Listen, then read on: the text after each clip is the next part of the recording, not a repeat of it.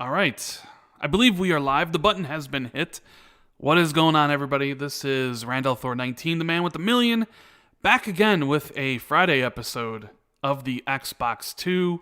And with me, as always, the one and only Jez Corden of Windows Central. What's going on, buddy? Oh, I was muted. All right. Crap. Now I'm I believe Jez we are- unmuted. I'm good, man. How are you? How are you doing? I'm glad it's Friday. I'm already feeling this E3 craziness, and it's not even June yet. So getting bombarded with emails and got a few interesting meetings lined up for the next couple of Interesting meetings? What? Yeah. Are we talking meetings. about E3 meetings, perhaps? E3 meetings? Yeah. It's just really ramped up out of nowhere. Now, this is what it's like. It's like January, February, March, April, kind of dead. Maybe there's a couple of games launched in April, maybe. May starts loads of rumors coming out.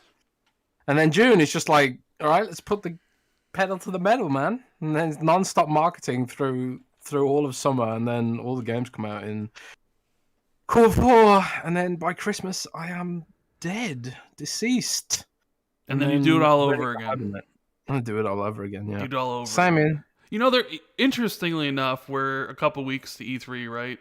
And I already see we have a super chat from the killer of Xbox, Jez. Do you see this? The killer. Yeah. The killer of Xbox. Horizon 2 killed Xbox. Halo won't look good. Laughing my ass off. Thank you. $2. For your $2 to say that on the stream. We appreciate it. I don't know why people compare Horizon and Halo. One's a third-person open-world game, and one's a first-person shooter. But hey, man, killer of Xbox, you do you, brother. You do you. It's already starting. Whatever. Anyways, So it's just weird. Yeah, it's. Look, he's even saying that Xbox E3 sucks, Jez. Which do you? More money. Let me ask you straight up before we get into any of the stuff. We got a lot of things to talk about, a lot of issues, a lot of topics. Do you know Xbox's E3 already?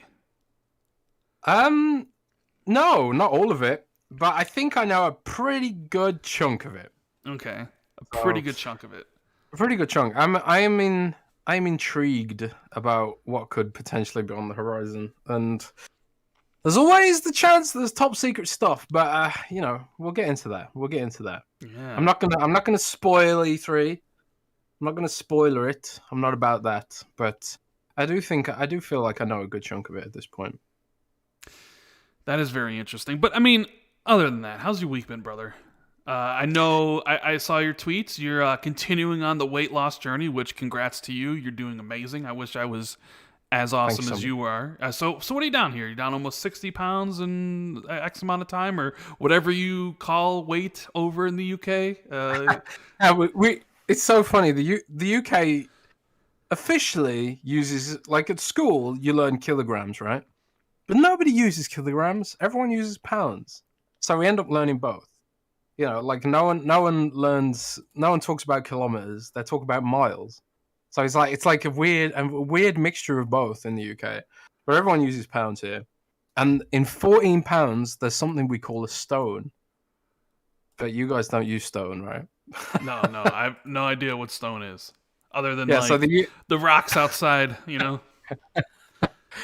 Oh man, yeah. I don't know if the UK is the only place that uses stone. Maybe Australia does or something, but I don't know. There's 14 pounds is a stone. But anyway, I've lost 55 pounds in 13 weeks, which is, pretty good going, right? That is pretty damn awesome. Yeah. Gonna get buff. Gonna get buff, man. Gonna get buff. And then you're gonna get on camera and everyone's gonna love you and see that beard. Yeah, man. Be like, gonna get all the simps.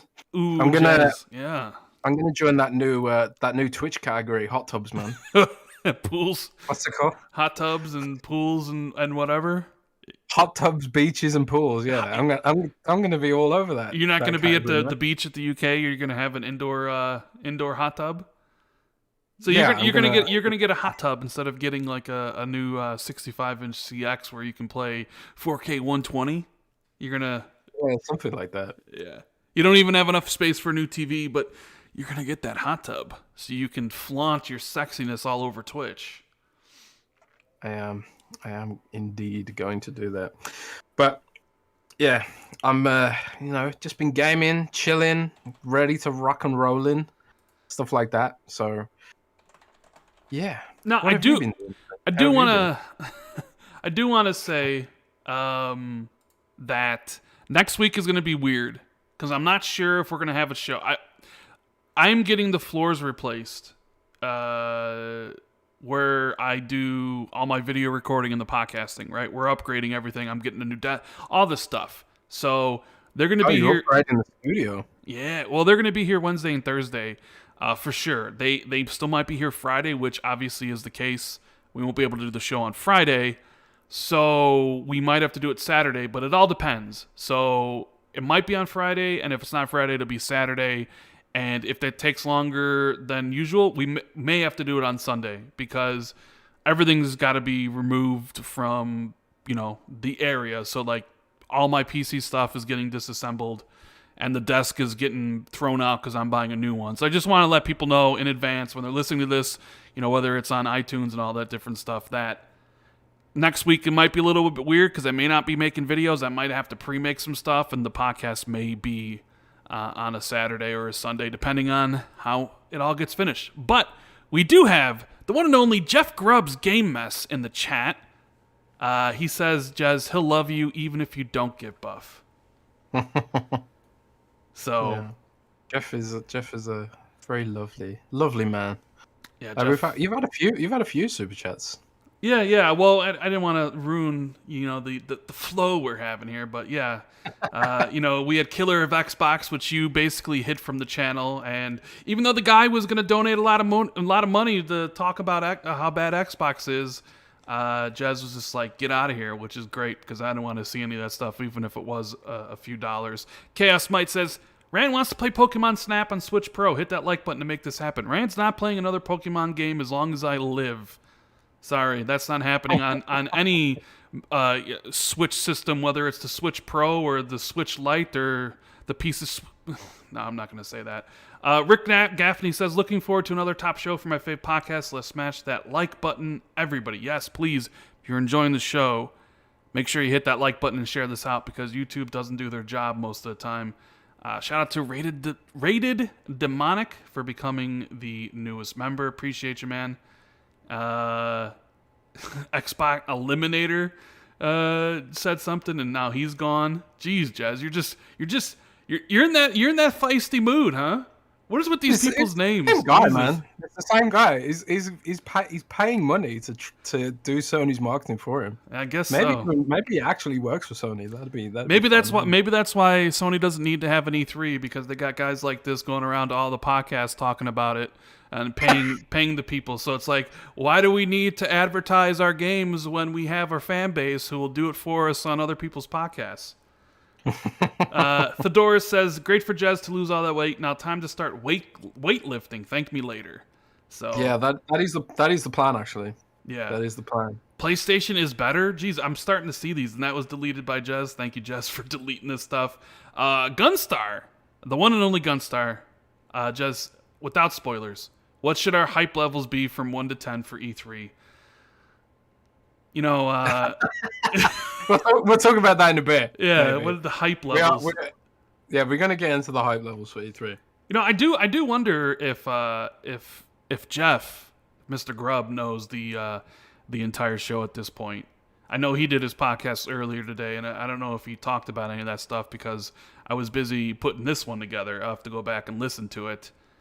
But I wonder if because Jeff knows a lot of stuff. Although, a lot of people, a lot of the PlayStation fans don't particularly care for him very much. And he is Jim Ryan's number one fan. But I wonder if Jeff knows. You know what it is? Xbox is such a leaky ship. I hate to say it, but they really are.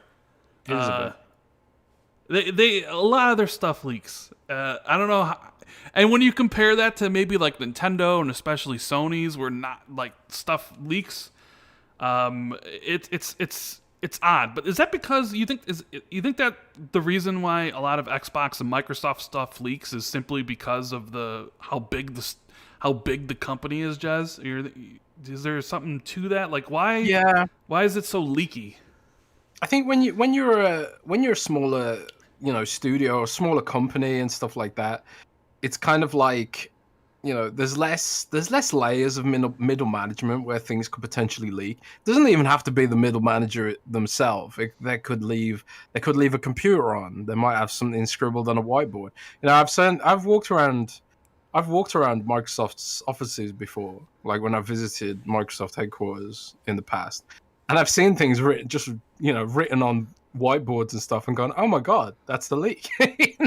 So, I just think then they're maybe not the best at containing information sometimes, because of the corporate structure, and just stuff happens, I guess, because it is a big company. I'm learning all about this since Windows Central joined a bigger company.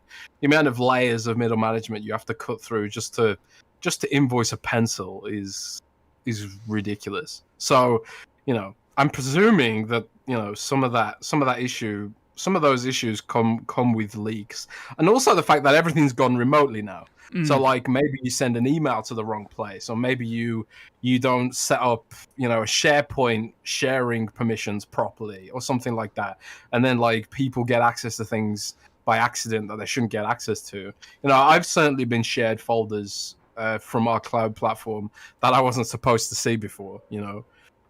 So it's a combination of having a big company, everyone working from the cloud and via email, and also several layers of middle management.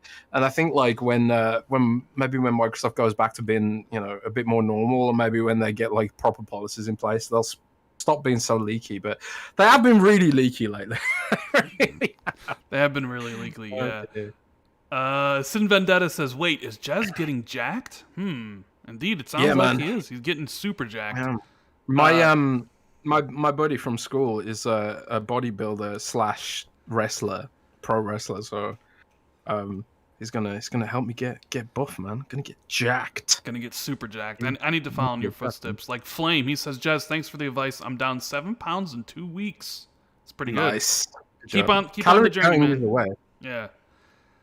Joel says, "Sony fans need to stop sending money on hate messages here. They should save that cash for those $70 games. They'll definitely need it for the $70 games." Let's see. Red 13 says, "Horizon looked beautiful, but the hair physics were awful." I didn't think the hair looked that bad. And Goblin Time says, "I pray Bandai Namco announces Little Nightmares 2 DLC at E3 as well as Elden Ring." Laughing my ass off. I would love to see more Little Nightmares 2 DLC. Like, I love that game so much. And Dan says, "Talking TR last week, you failed to mention it was initially announced as multi-platform before Microsoft paid it to make it exclusive. Thus the big backlash." Oh, the Tomb Raider stuff? Sure, that's true. That did happen. It was announced as multi-platform, but there's still a little bit of the the double standard there. So yeah, we got a good show, for you guys. So if you're enjoying it, make sure you hit the like button and share this out. And before we get into all these cool little topics, Jez, I know you have. I think you said you played Biomutant, right?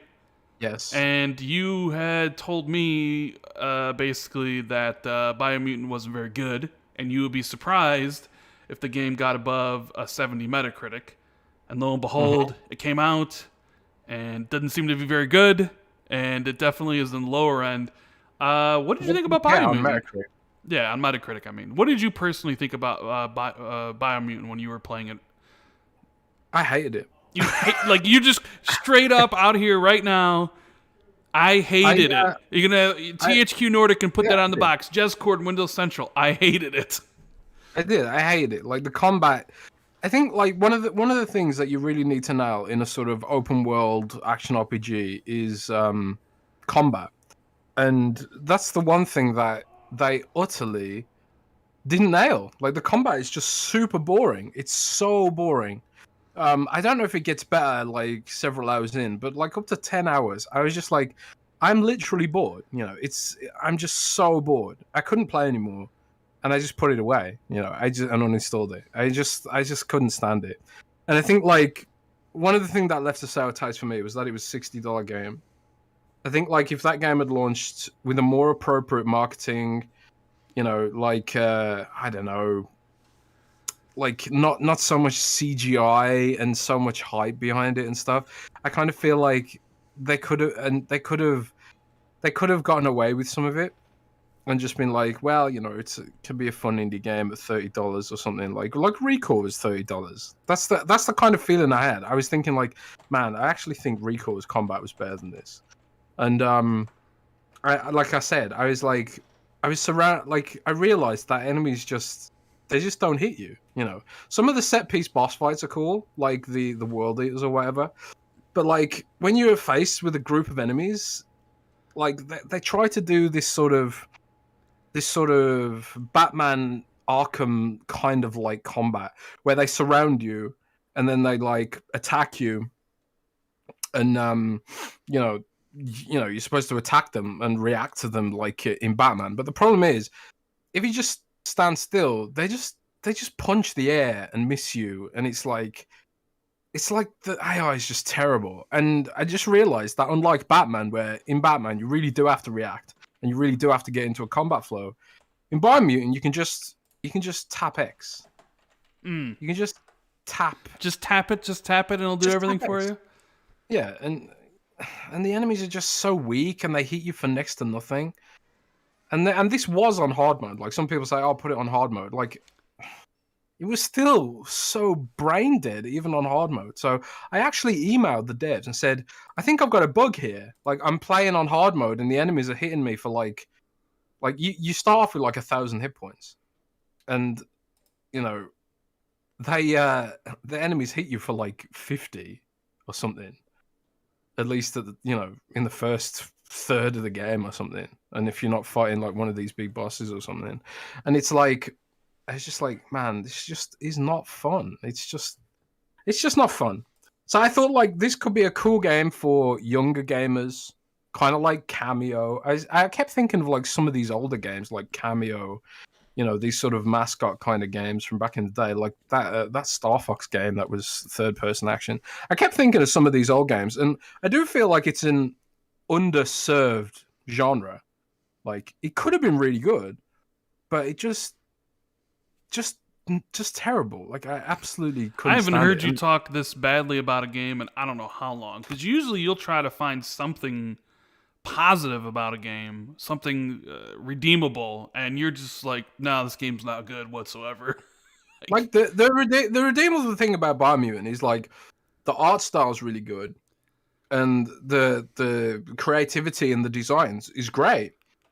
But like, there's no voice acting at all. There's like a narrator, and like the narrator tells you how you should feel about a situation. The narrator tells you what the different characters are saying. So like you've got a $60 game that hasn't paid for any voice acting whatsoever.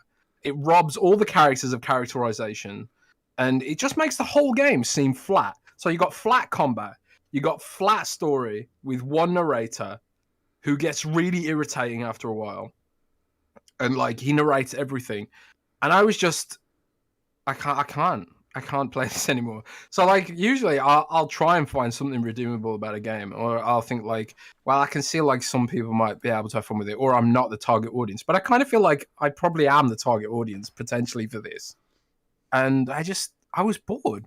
That's like the cardinal sin for me in a game, like making a game boring. Even if you put it on hard mode, it's still boring for me.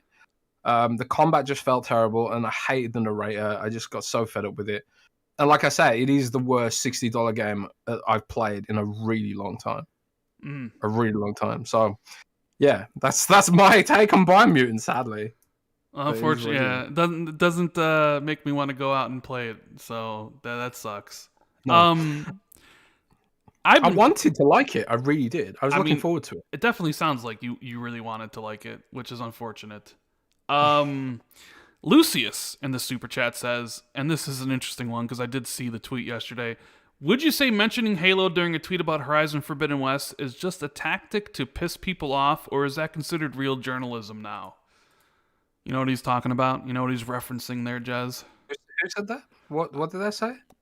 So after the Horizon Zero Forbidden West reveal, one of the writers who actually follows me on Twitter, I didn't know that because I looked at the tweet and he actually follows me. For Bloomberg, tweeted out the Halo the Horizon reveal and was like, "Good luck, Halo," you know. And this was a guy that really leaned into the console war stuff last year for Bloomberg and writing articles and stuff. And he even, like, when Sony revealed Miles, he was like, this is what actual next gen graphics look like, not cross gen. Making fun of like Halo and stuff like that, which is obviously that take age like a fine glass of milk, because at the time people thought Miles was a next gen only game when in reality it was cross gen. So that take really aged, spectacularly. But yeah, immediately it's not even about like, hey, look how cool Horizon Forbidden West is. Can't wait to play it. It's about, hey, Xbox sucks and look how horrible Halo Infinite's gonna be. Well, You know what I mean? It's so weird. I mean, it gets the clicks though. It gets the clicks on Twitter. It gets the clicks. It gets the clicks. It gets the engagement. It gets people riled up, and that's why they do it. Like I've seen tabloid journalists who sort of like, they don't even sort of try and hide the fact that they're trying to piss people off. Tabloid journalists, they do this a lot. Like I saw an article on Kotaku the other week, which was like, reminder, you don't need to buy a PlayStation 5. I know, I saw that Which as well. I was like, what is even the point of this article? The only point to write an article like, you don't need to buy a PlayStation 5 is to piss off Sony fans. Like, there's literally no reason to. On the day they reveal Horizon, they read an article. Yeah. You still don't need a PS5, and you literally don't need to do anything. But it's Kotaku. Does anybody expect some sort of integrity from Kotaku as a journalism website? I don't think so.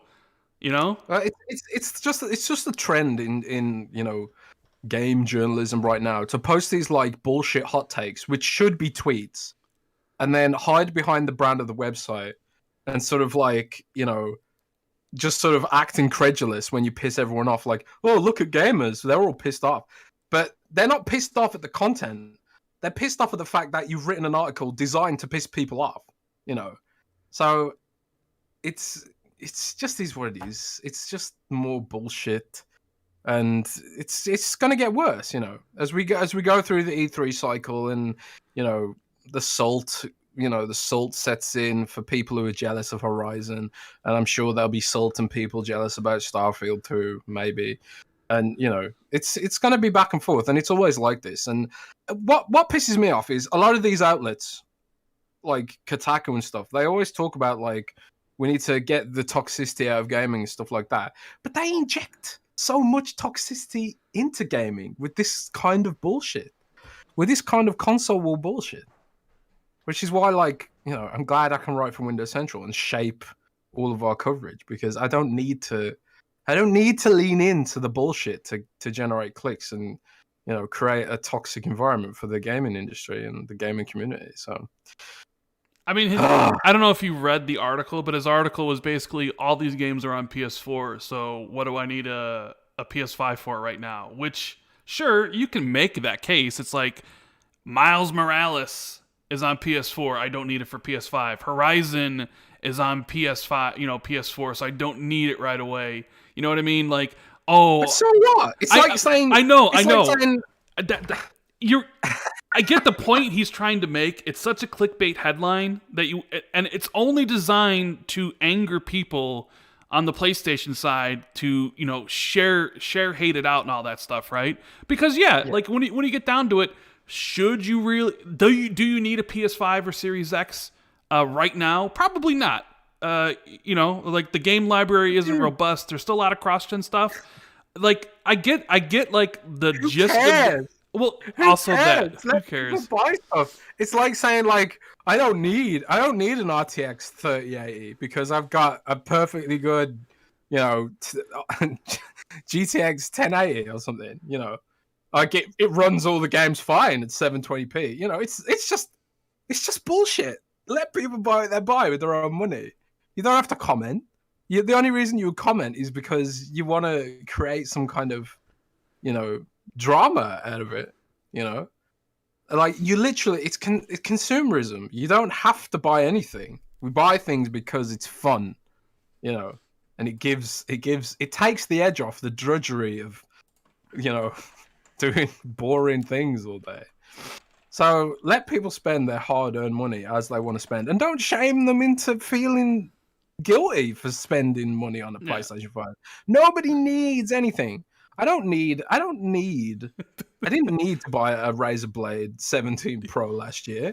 I had a Razer Blade 15, and that was perfectly fine for what I use it for. But I wanted a graphics card upgrade, so I bought the Razer Blade 17 Pro, and I'm pretty happy with it. But I didn't need it.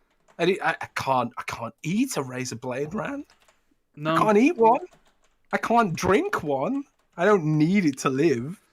Don't need any of this shit to live. It's just fun to have, It is fun to have, and having the Series X and PS5 is great because everything's 60 frames. So even though like some of the games are across gen, like I really like the idea of playing all my games at 60 frames. And yeah, the same person who writes an article like you don't need PlayStation 5 will probably go out and write an article. You don't need a Series X. Well, not just that, but also like. They'll probably also write an article about how great Mass Effect Legendary Edition is. You can still enjoy it at 30 frames, but why would you if you have the option to play at 60? Thus exists the PlayStation 5 and Xbox Series X. So, I didn't want to go off on a tangent about. You went off. I love it. I love it because I know you felt something for it. Because it's just that article in Kotaku.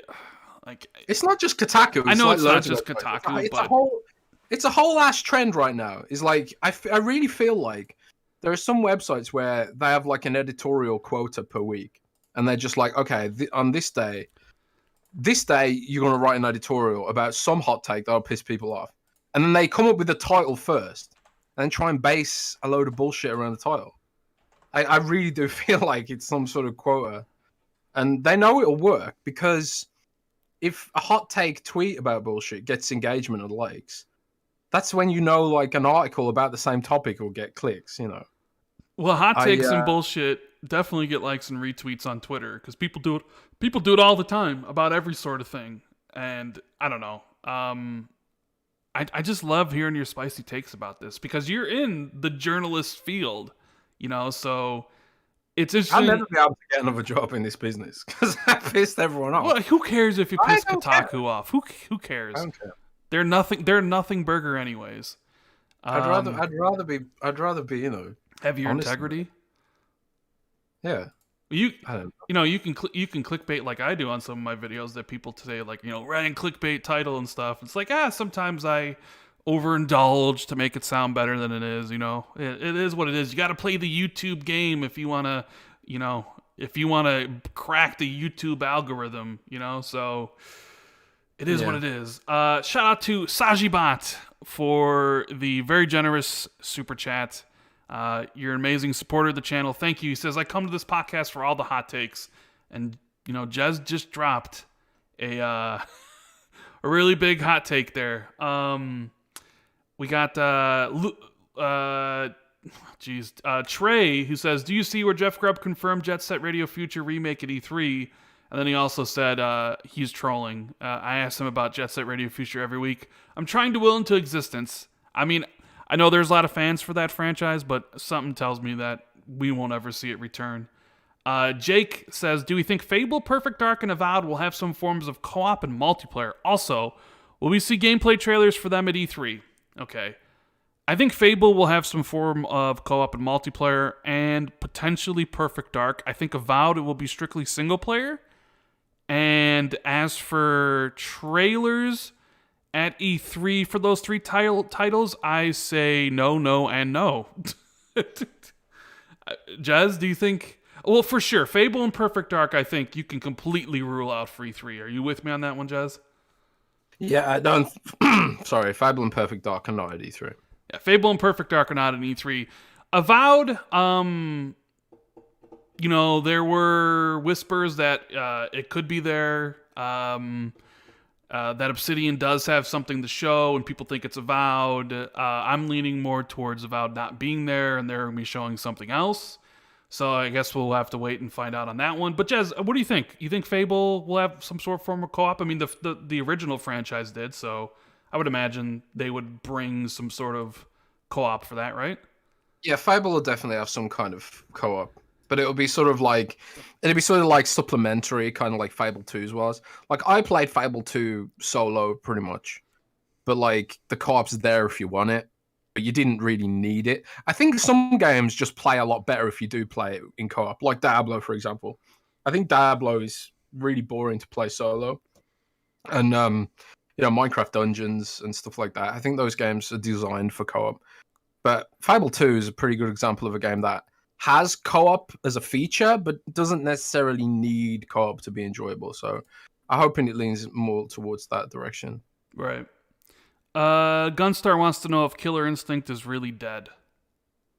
I don't think it's dead. I think the stars just need to align, and there needs to be a studio that is available that Microsoft wants to work with that can make a good Killer Instinct game. There's just not a lot of studios that make fighting games, really. A lot of them are either sort of already tied up with the franchise, like NetherRealm, works on Mortal Kombat or whatever, and the rest of them just sort of, they either make fighting games in completely different genre, kind of like I don't know, like Smash Brothers sort of clones, like Rivals of Aether. But Rivals of Aether was made by one of the devs of the 2013 Killer Instinct reboot, though. Did you know that? I did not know that. Yeah, Rivals of Aether is a really good game. He just decided, I'm going to make my own fighting game, and he went off and made Rivals of Aether after Killer Instinct 2013. And that ended up being a pretty good game, right? For what it is, essentially. Rivals of Aether is awesome. It's a really, really good game. If you're ever playing on Xbox and you feel like scratching that Smash Bros itch, Rivals of Aether is a really good option. There's also Brawlhalla as well, which is a free-to-play Smash Bros clone from Ubisoft. But I think Rivals of Aether has way, better, visuals and stuff.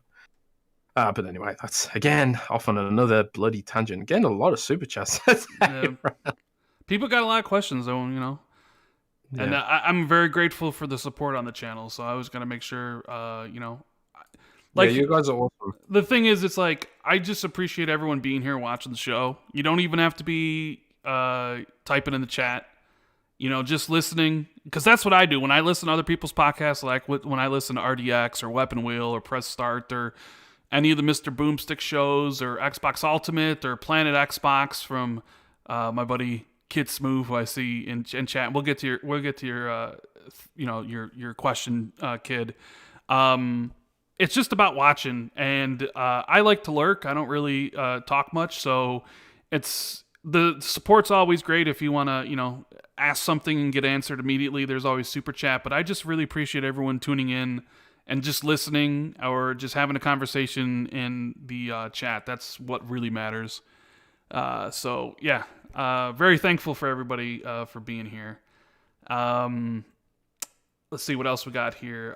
So yeah, I don't think Killer Instinct's dead. I think it'll come back eventually. It's just a matter of time. Hank Hill, he says, will this generation get more support later on? Considering most people can't even buy the consoles unless you're review tech who bought 6, laughing my ass off. Do you mean game support? I think unless you mean like, this generation last longer than the normal 6 or 7 years? I think there's a good chance it could. But yeah, the chip shortage is really impacting how many consoles these companies can sell. And, will that impact the new Switch, which supposedly is getting announced really soon, Jez? Are you excited for that, by the way? Are you excited for the new Switch Pro or the Super Nintendo Switch or whatever they're going to call this thing that is replacing the stock model? And it's probably going to be more expensive than $299, maybe $350, maybe $399. So you can play your Breath of the Wild 2 with, what is it got, like DLSS on it or something to make the games look super good or whatever it is, right? The first thing that I'm expecting with the Super Nintendo Switch or whatever they call it is they that the stock will be impossible to get. Yeah, probably. I can't. You know what? I can't wait to see you sit there trying to F5 all these different websites trying to get a Super Nintendo Switch or whatever. It's gonna be great. I'm Dude, gonna make fun honestly, of you. like, I'm kind of like, I haven't touched my Switch for ages, man. I honestly haven't. I mean, part of that is because I'm just sick of the performance on the Switch, and also my battery is flat, which sort of, sucks some of the fun out of having the portability of it. But I've got like the first generation model of the Nintendo Switch, and my battery is flat. I can only play it docked or plugged in now, so I just sort of like don't really bother so much with it. And since then, I've been playing so many PC games and realizing, I've actually got a pretty powerful PC. I should probably use this more. So I just haven't had much time for my Switch lately. So I'm not super stoked about getting the Switch Pro. I'm honestly not. Will I get it eventually? Maybe, but I honestly haven't got that much use out of my Switch. And since the recent update to xCloud, which sort of like, I don't know what they did, but they did something on the back end. They pushed out an operating system update to xCloud. I've been playing like a lot more games on xCloud recently. Like I went to town the other day and I was going to a pub to meet a friend. Man, going to pubs to meet friends, that's like something that we weren't able to do last year. But yeah, pubs are open now in the UK. So I went to a pub for the first time in like over a year to meet a friend.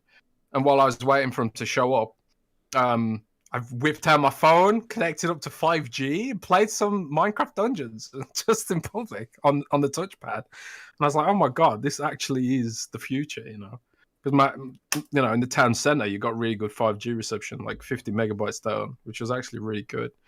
So I was just like, that is way more convenient for how I plan to use handheld gaming. So, I'm not that hype about Switch Pro, but I just know that it's going to be huge. Whatever Nintendo does, sure, we know that whatever Nintendo does will be huge. I'm just curious if Breath of the Wild 2 is going to launch with the system this fall, or if that's going to be a spring release. I'm punishing Nintendo, man.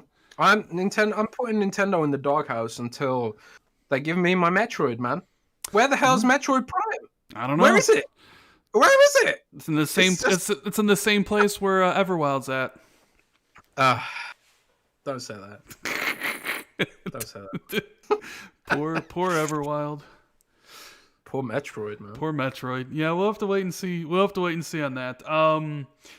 Altfrog says toxic PlayStation fans base their love for their platform on FOMO and the thrill to play games other gamers can't play. Don't you guys think that toxicity is induced somehow? Amazing podcast, by the way. I don't think toxicity is induced. I just think a lot of these people are just, what's the word I'm looking for, Jez? Children. They act like children. They want to lord their toy over somebody else who doesn't have the same toy. It's the same reason they get upset about their games going to PC because they. It's kind of like my brother growing up, right? I have a younger brother, and he. I think I knew that about you. Yeah, so I got two sisters, and I'm the oldest. I got two younger sisters, and I have a younger brother. And I would always share my stuff with them, but my brother was very much type of person who didn't like to share anything with anybody. If it was his, it was his. And he would throw a fit if you played with one of his toys. And that's exactly what a lot of these PlayStation fans are like. They throw fits when someone else gets a chance to play with their toys.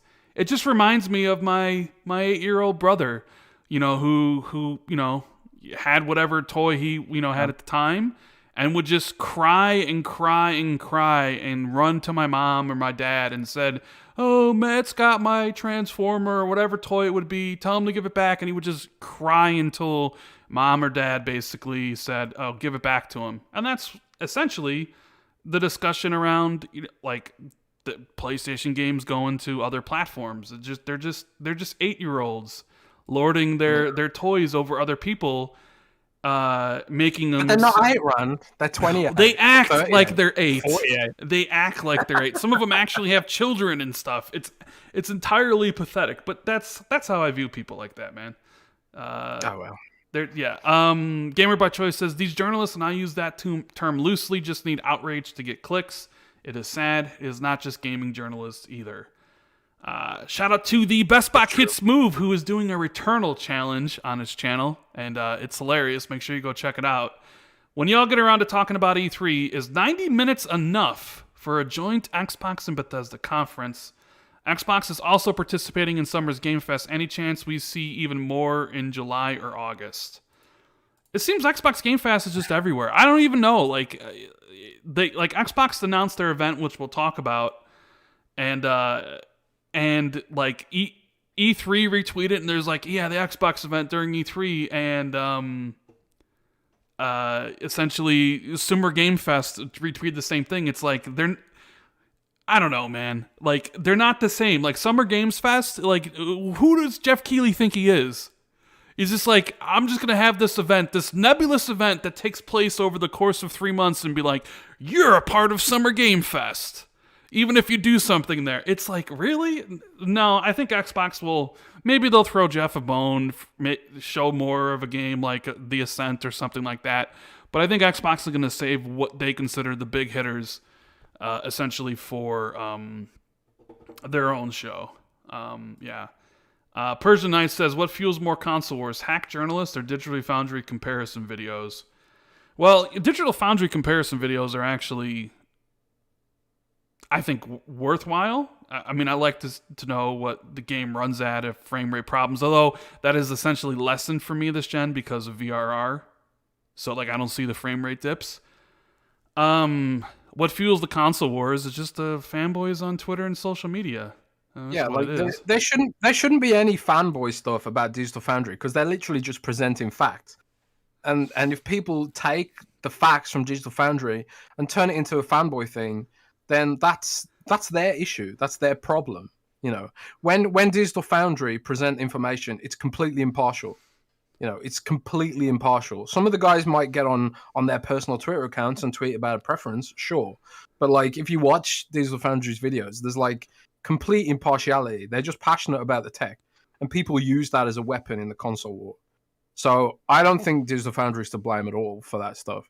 But I do think some of these opinion pieces that come out of outlets using their massive platforms to propagate outrage for clicks, and someone else said earlier, it's not just game journalism either. It's every news outlet in the world right now is obsessed with creating division about something and drama, because the algorithm, division and drama, because the algorithm seems to demand it, and then we kind of get philosophical again, and we talk about algorithms and how much responsibility Google and social media platforms have for prioritizing divisive content, and you can say, well, these platforms are just kind of doing their job, and Facebook and Twitter are just giving people what they want, which is surfacing this divisive content.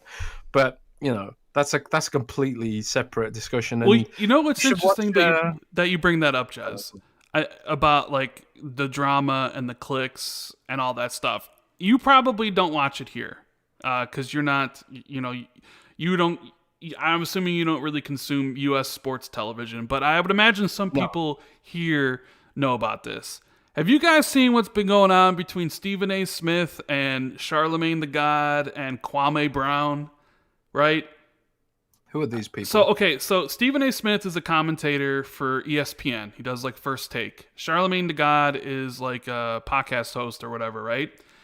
So Kwame Brown is this basketball player who was drafted first back when he was 18, coming out of high school. And basically he was been the butt of every single joke from Stephen A. Smith and all these other people for years and years and years and years and years and years and years and years and years and years and years and years, right?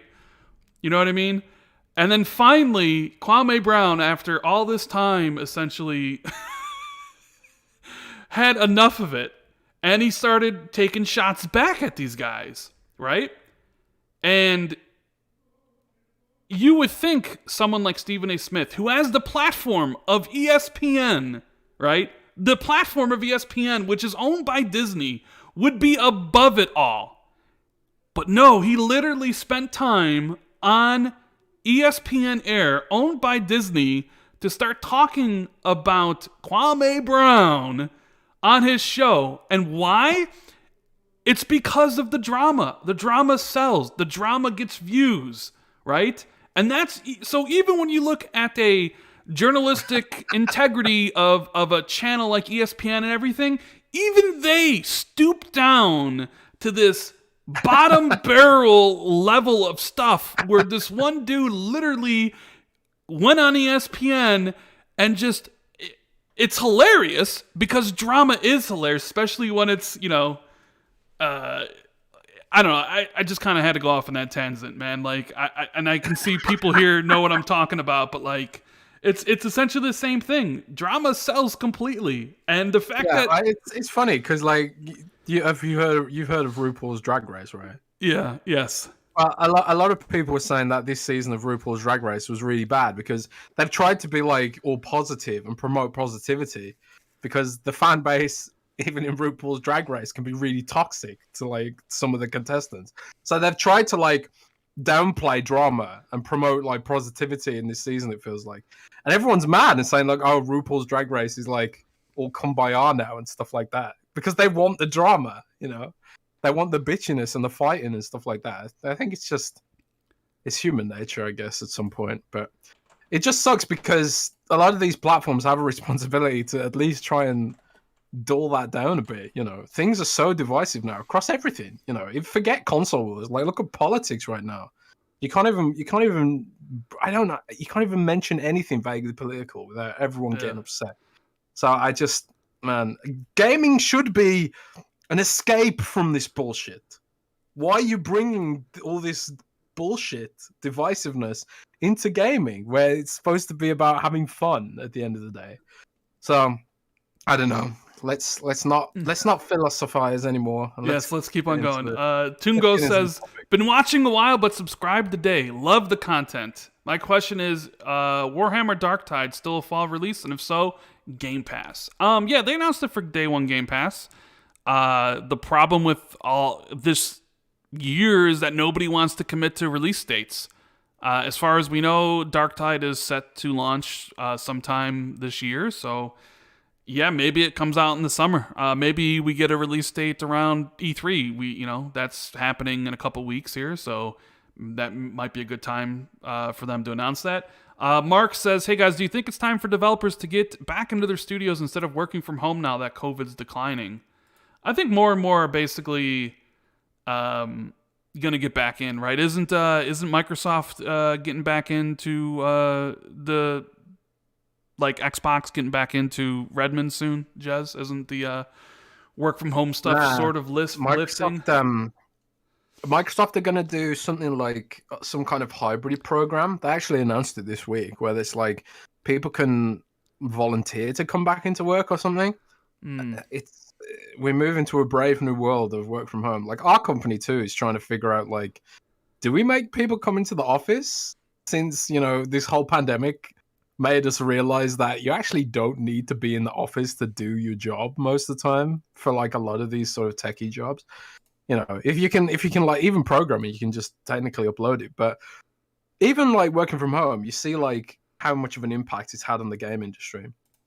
I mean, for writing a blog post from home is like one thing, but like having to download the build of a game and commit your code to it and then sync it back up to the cloud is like a completely different thing. So I don't know. I think for sure some of Microsoft's businesses will have to come back into work as and when people get vaccinated and stuff like that. And a lot of them will just want to. Like it's funny like how different people feel about pandemic. Like I've got friends who are like literally crawling up the walls, desperate to get outside, desperate to go back to work, and desperate to go and meet human beings. But I'm just kind of like, I don't care. I work from home forever. I'll never see another human being again. That's great. That's great for me.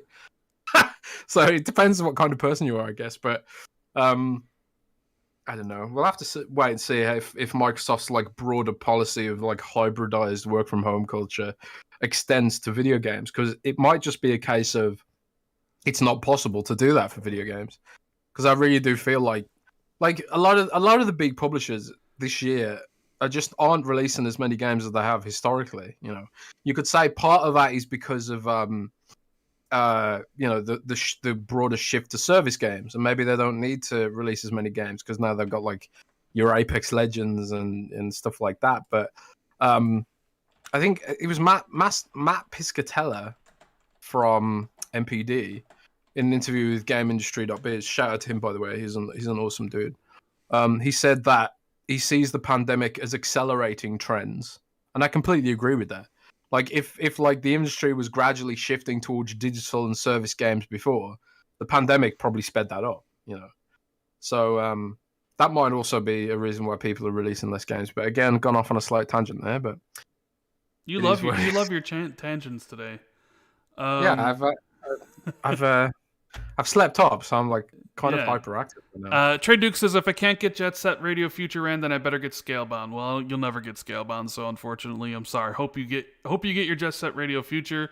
And he also says, go play the Scarlet Nexus demo now. Have you had a chance to check out the Scarlet Nexus demo, Jez, for your anime? It's funny you say that because I literally just downloaded it, and I'm going to check it out right now. All right, interesting. Dovakin says, hey Jez, about your take yesterday, does Xbox really doesn't have anything to match Horizon Forbidden West level this E3? I'm a little worried.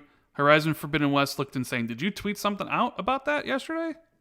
Yeah, someone asked me like, will Xbox have anything that matches Horizon not Horizon Zero Dawn, Forbidden West, Horizon Forbidden West at E3, and I said doubtful, because you know I just feel like the only game that will match the fidelity of this for Horizon Forbidden West are probably games like your Hellblade that are probably further out, you know. And also, art style is completely subjective.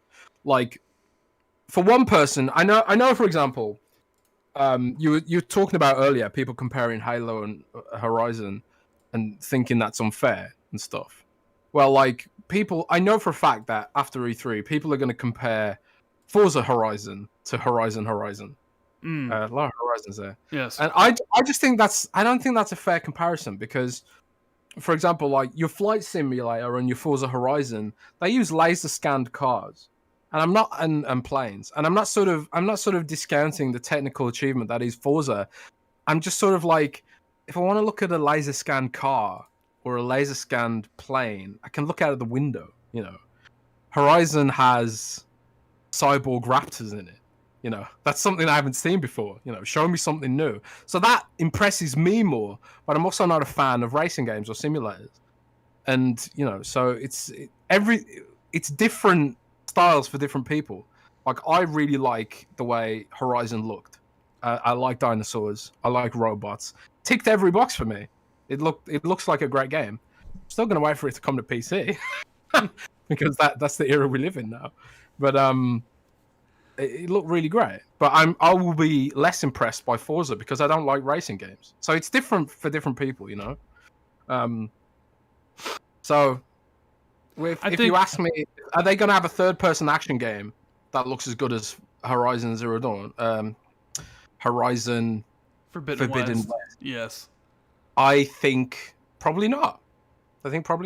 So, but I think Hellblade will shut a lot of people up when it finally comes out. But the general consensus is Hellblade is not going to be there. I mean, if you look at the studios that can put output on the visual level of Horizon Forbidden West, you have Ninja Theory with Project Mara and Hellblade 2. The Coalition. People forget how amazing Gears 5 looked when it came out in 2019, and then what Hivebusters looked like last holiday. So, you know, with Unreal Engine 5, when it looks like the Coalition's gonna, and you know, Ninja Theory are gonna put out some amazing looking titles for Xbox. Like, will Halo Infinite look as good as Horizon Forbidden West? No, I don't think so. Obsidian. I'm not expecting Halo Infinite to look as impressive visually, but it's like you say, like, people have already forgotten about it's Gears 5. You know, it's kind of like, what have you done for me lately, sort of syndrome. You know, so like, Sony are very clever to have announced that Horizon Forbidden West trailer now, because that's the thing everyone's going to look at. They're not going to look at Gears 5 Hivebusters because that came out months ago. Well, So it's also because Sony's fucking cutthroat, bro. Like they know exactly what they they're are. doing, right? Like you released a trailer, a 14-minute trailer for Horizon Forbidden West. Even if who knows if it's coming out this year? They say it's on track. Maybe it's coming out this holiday. Maybe it'll be September. Maybe it's November. Maybe it gets delayed to February of next year. We don't know yet. They didn't commit to a release date. But Sony's smart because they're maybe not having an event. We know Xbox is, which we'll talk about in a few. And everybody will just be comparing everything that Xbox showed to Horizon Forbidden West. And that'll be the comparison. And Sony will just let, the media and their fans do their marketing for them about which one looks better or which one looks next gen and all that stuff. I don't know. I think it's very, very smart of Sony to do that first. Yeah, honestly, I think there is a serious issue with the Xbox marketing stuff. There really is. Like someone in chat just said, Sam Orton said, Microsoft did shit all to market Hivebusters. That's It was true. like a stealth drop. It's totally true. They did do fuck all to market Hivebusters. They did nothing. It was it was a story DLC. That's rare that they do those. If it was me, I would have marketed that a little bit harder. And they did nothing. They did absolutely nothing. Wasn't it free too? It was free if you had Game Pass Ultimate, yes. Yeah, so free with Game Pass Ultimate. They did nothing to market it. And Microsoft still sort of does these sort of, classic sort of shows and stuff like that. And I think we've talked about this before, Rand, but it makes you wonder if there is someone at Microsoft who, part of the old guard, who's sort of pushing back on trying new things. Like we've talked about before, how it would be better if Microsoft adopted a Nintendo Direct style approach where they deep dive into one game every now and then. You keep the game in the hype cycle more often. You also let the devs make, you give the devs the time to, make a gameplay slice that can be presented well instead of giving everyone a deadline arbitrarily. You've got to get the gameplay ready for E3. They can just work through it as they're ready, and they can show it throughout the year. Nintendo does that really well. Sony have started doing it as well. Why the fuck doesn't Xbox do it? It just blows my mind. It really blows my mind. People are blaming Aaron Greenberg, but Aaron Greenberg does not lead the marketing on that stuff. I'm not actually sure what the guy's name is who leads the stuff, but Aaron Greenberg's not leading that stuff. But it's in any case, there's an issue there, and I think Microsoft still wants to support the ESA, which is the lobbying group for the game industry, to the government, because America loves its lobbying groups for some reason. But I think it's holding Xbox back. I don't think Xbox needs to sort of do all this old school stuff like it always does. They should just give us the deep dives, give us the Nintendo Directs, give the game a chance to shine by itself. I know, all these games that are going to be announced at the showcase, they're all going to compete with each other for my cognitive mindshare. I'm not going to be able to remember everything in the Xbox showcase, but I sure as hell remember the Pokemon Direct from a few months ago because it was about one game or one or two games. And if they did that for Hellblade when it's ready, did that for Avowed when it's ready, and they also don't need to expose themselves to the criticism that they're going to expose themselves to next week, potentially, if E3 doesn't deliver. And I don't know why they do it like this over and over again and ignore us, Rand. Maybe they should just listen to our podcast. Some of them do. And I know there are people at Xbox who agree about this, that they would like more Nintendo Direct style stuff. And the worst is, some of Microsoft do it this way. If you go on Minecraft's YouTube channel, they literally do it this way. They do a whole deep dive into what the next update for Minecraft is. When's the last time we had a Minecraft deep dive at an Xbox E3? It's not often. It's because Mojang does whatever the hell it wants. And Mojang knows these direct style presentations are the way to do it now. That's why we had like a Far Cry deep dive earlier. You can make the argument that Minecraft is bigger than Xbox. Yeah. So, we got a question from friend of the show, FC Violent. He says, the question, though, do you want Microsoft to copy Sony in that presentation, or should they focus on what they excel at?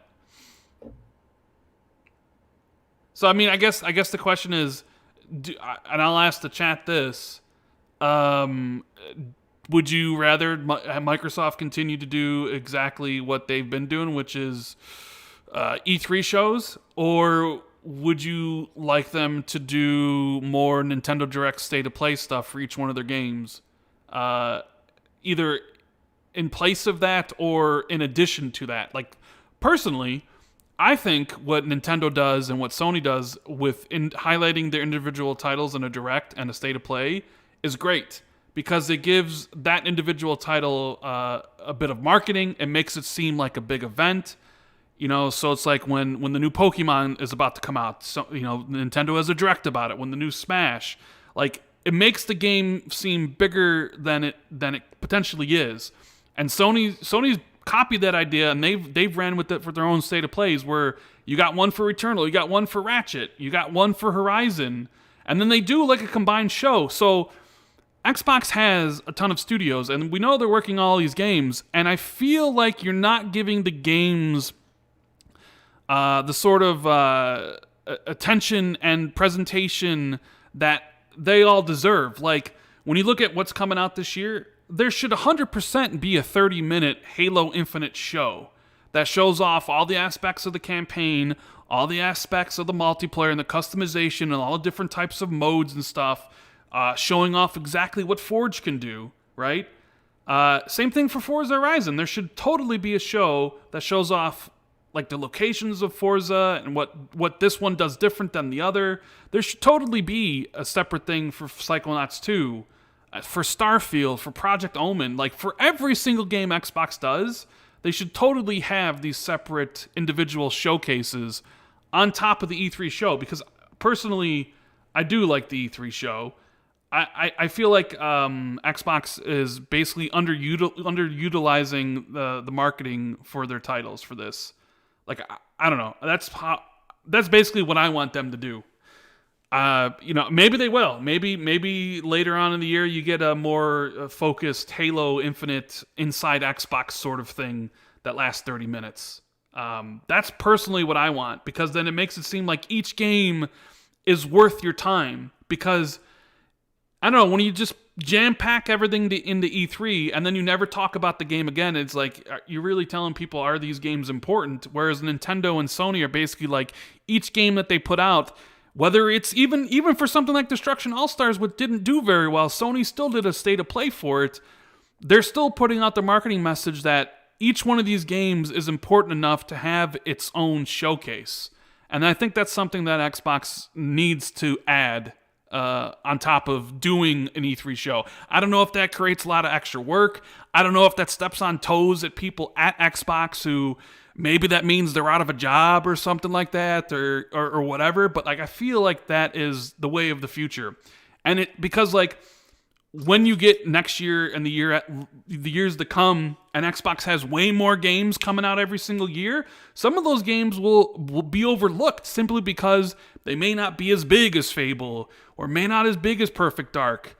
And are you just making a game just to shovel it out to Game Pass and hope Game Pass markets it and that's how people discover it? Or should you actually use your marketing department and actually show, do a show where you showcase 15 minutes of the game to get people excited for it? Personally, that's how I think it should be done. And I see a lot of people agree with me and some people disagree, but that's what it is. Maybe I should sign up to run to do some I wouldn't know what I'm doing. I don't know what I'm doing. I'm just a dude on YouTube. Yeah, I'm just a dude on YouTube right now as well. But I don't have a marketing degree, and I don't have all the data in front of me. Maybe there's like really great reasons why they don't do it that way, and maybe Microsoft knows best. It certainly could be the case. But all I know is that as a user, I really prefer Nintendo's approach. I actually prefer Sony's approach, state of play, and stuff like that. I think it's a much better approach. So, I don't know. I mean, What are you gonna do? What are you gonna do, man? What are we gonna do? We got a question from George who says, "What's happening with the WB Games division? Are they going to be split up, or Microsoft will buy them, announce it at E3?" I mean, yeah, like if they announced it at E3, that definitely would be a big moment. But I wouldn't expect that. I think companies are lining up to talk to WB. I think Xbox has talked to them or are talking to them. But as we mentioned on the last show, it comes down to one simple thing, Jez. And what is that one simple thing that's blocking everything? IP, man. It's IP, ownership, and all that streaming stuff. rights. That's all it comes down to at the end of the day is the IP stuff, man. That's what it is. That's why nobody's bought them yet, because trust me, if IP wasn't an issue, somebody would have bought them already. But that's what it comes down to. Dude, Scarlet Nexus is really good. That's interesting. That actually comes out in less than a month. Felix says, "What do you think of Dolby Vision? It's on the Omega Ring now. Seems like a total game changer. HDR finally works without all the calibration fuss." I actually haven't checked out HDR yet. Maybe I should. Or I haven't checked out. I have Dolby Vision because my CX has Dolby Vision, Jez. Yes. Man, I really bought the wrong TV. You really did. You really did buy the wrong TV. That's why the CX is amazing. And we mentioned FC Violent earlier. He recently purchased one, a 65-inch like I have. So not only does the CX have 120 frames at full 4K, Jez, it also supports Dolby Vision. So, yeah. It's a great TV. It's amazing. You're missing out, Jez. You totally are. No, I should. I'm in the alpha ring, so I definitely should check out Dolby Vision. Maybe I will tonight. Brett says, "Interesting how it seems EA and Battlefield are hinted at in Xbox's presentation image. Seems the Game Pass rumor of Battlefield is true." Potentially could be too. I could see why both Microsoft and Xbox and EA would be interested in seeing what launching Battlefield into Game Pass day one would look like. How many day one sales would they lose, but would they make it up on microtransactions and stuff? I think there's a possibility to happen. And yeah, I'm pretty confident Battlefield's going to show up at Xbox's E3. What do you think, Jez? What was that? Which game was that, did you say? Sorry? He says it's interesting how it seems EA and Battlefield are hinted at in Xbox's presentation image. Are they? I don't think they are. We'll talk about that in a minute, but I mean, you also agree with me that Battlefield's pretty much a shoo-in for Xbox's show, right? Yeah, I would bet money that Battlefield's going to be at Xbox's show, put it that way. He'd bet money on it, so which means he knows. Dean Brown says Microsoft should carry on with E3 shows as it is. However, they've Inside Xbox show that really could commit every few months to highlight an upcoming release. Yeah, they have Inside Xbox. They just need to retool it and make it like their basic state of play direct format where they just basically go inside the game. So inside Halo, inside Forza, inside Psychonauts. Tony Art says Xbox should reform the Inside Xbox platform to the Nintendo Direct State of Play style show to give upcoming first-party games a spotlight for 15 to 20 minutes. That's exactly what we said. And Brandon says Xbox needs to deliver on third-person open world, and we need both graphics and gameplay, a major segment to compete, and that's what they are losing in. Yes, Thursman says more people know about Sushi Strikers for Switch than there are people that knew about Hivebusters. Xbox needs to do better at marketing for sure. I don't even know what is Sushi Strikers. What is that? I don't even know what that is. I honestly don't know what Sushi Strikers is, but yeah, I mean, the point is that no one knows what Hivebusters is. Yeah. And that's a shame. Like I've said it before. I wish the Coalition had 343's budget because I feel like they'd use it better, frankly. But that's a topic for another day. Yeah. I don't know. Rand wouldn't like that one. Would you be happy if the Coalition got all of 343's budget? No, because I've always said I think Coalition is Xbox's workhorse studio. If you're going to give them the budget and they can go and make something that isn't Gears, I'd be like, do it. Because 343 is not... Who knows about 343? We have to wait and see what Halo does. So, yeah, let's talk about this E3 event, Jez. So Microsoft officially announced it. that it's a combined show with Bethesda. It's happening on June 13th, which is a Sunday at 10 a.m. Pacific. So, Jez, are you looking forward to working on Sunday? And what are we going to do with that? Like, here's the question. Are we going to do a show after the podcast? But you're probably going to be too busy to do that, right? So we're going to have to wait until that Friday or something afterwards to talk about our thoughts about the show. We'll see. Maybe we can like skip the Friday and do like a rare Monday show or something. We'd have to plan that in advance, I think. I mean, we still can do the Friday one. We just do our predictions and everything, and then I don't know.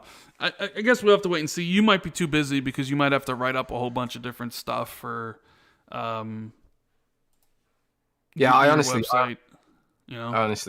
We'll have to wait and see. So to go back to Kid Smooth's question, do you think 90 minutes is enough for Xbox and Bethesda? Because that's basically what he said. You think that's enough time for a joint session?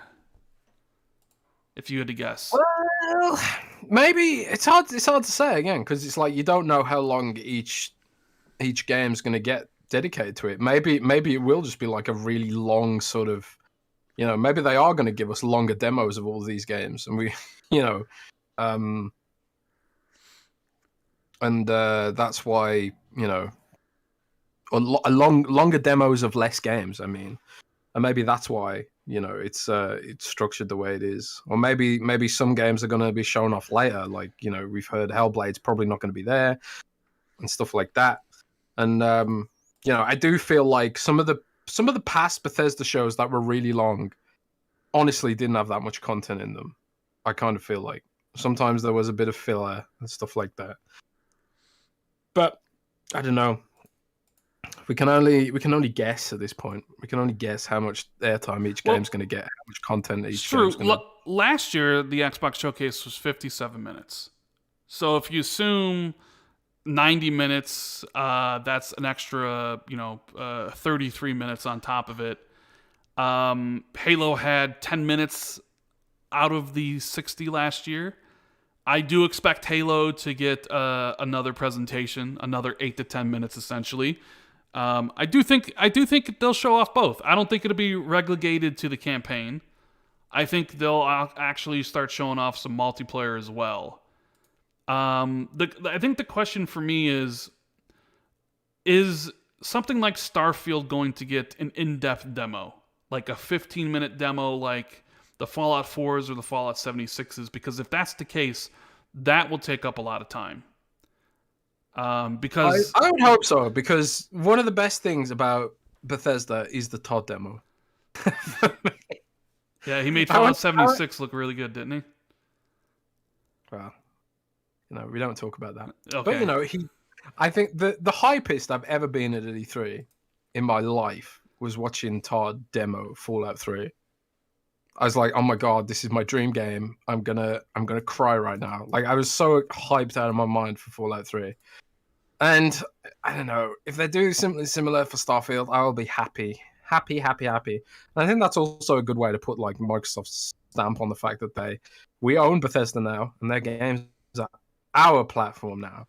So, I think there is room for a longer deep dive. And also, I think it was Jeff Grubb said that like there's a larger priority for gameplay this year. So, that sort of fits in with that. If you want to have gameplay, then you kind of, demos are on the table, aren't they? So let's wait and see. Yeah. So I guess to answer Kid Smooth's question, like, yeah, there's probably enough time depending on how much gameplay demos they show. It definitely does seem like, unlike last year, we are going to have some bigger third parties at the show, like Battlefield 6. For the first time, maybe showing off their stuff, 2-minute trailers.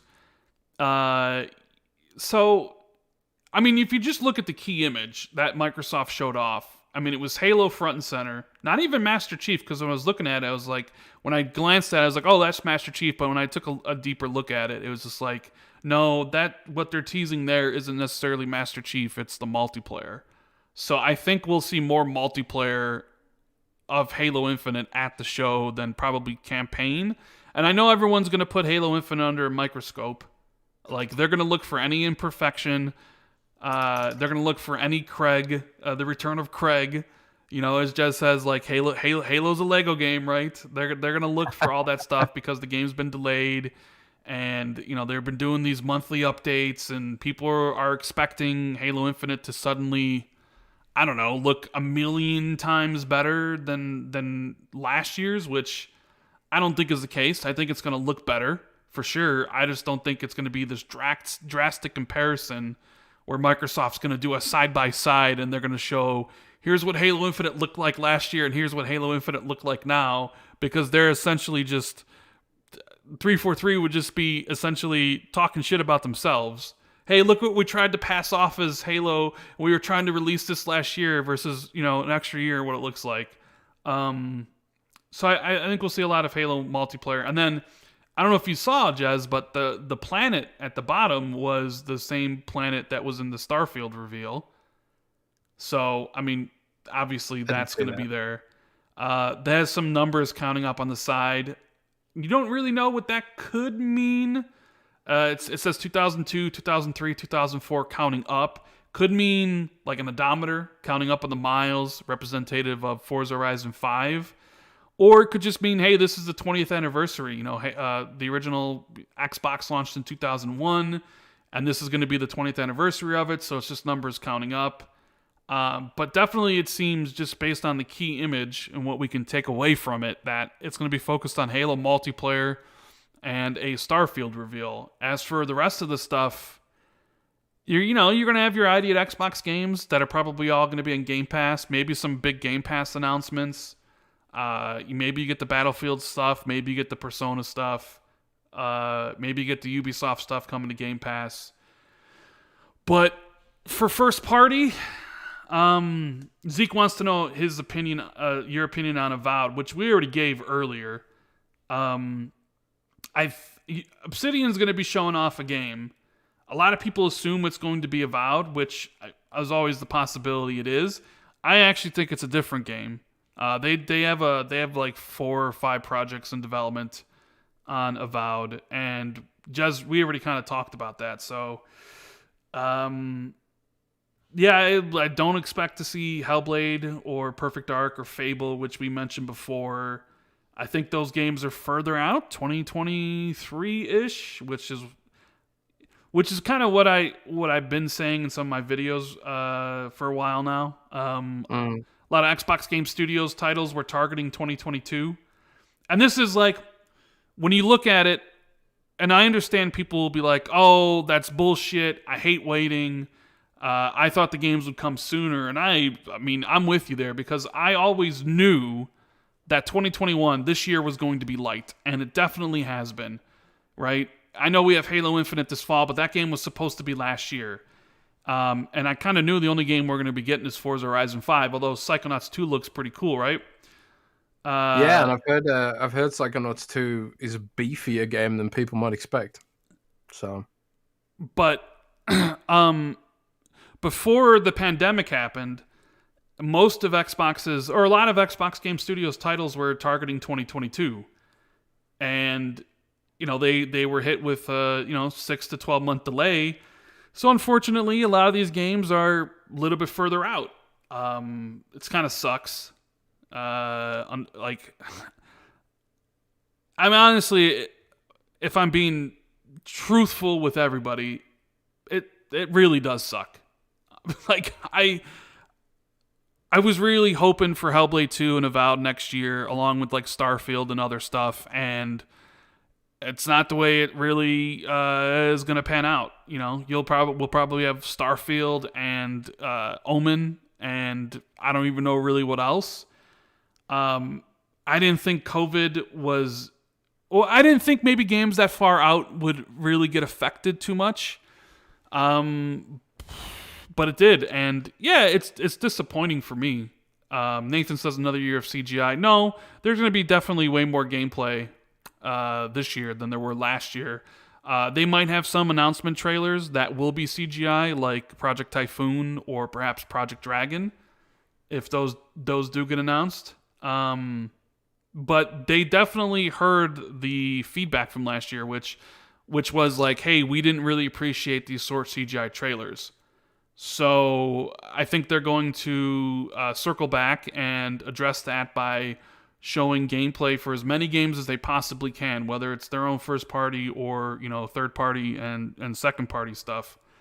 Um, and it's just I know because a lot of people will compare Xbox and PlayStation because that's what they always do.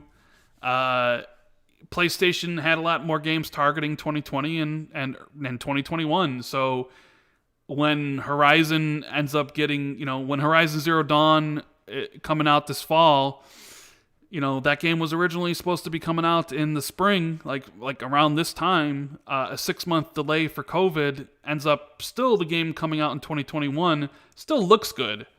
And it really gives off the impression that PlayStation essentially was at least more prepared, but it really is just all has to do with timing.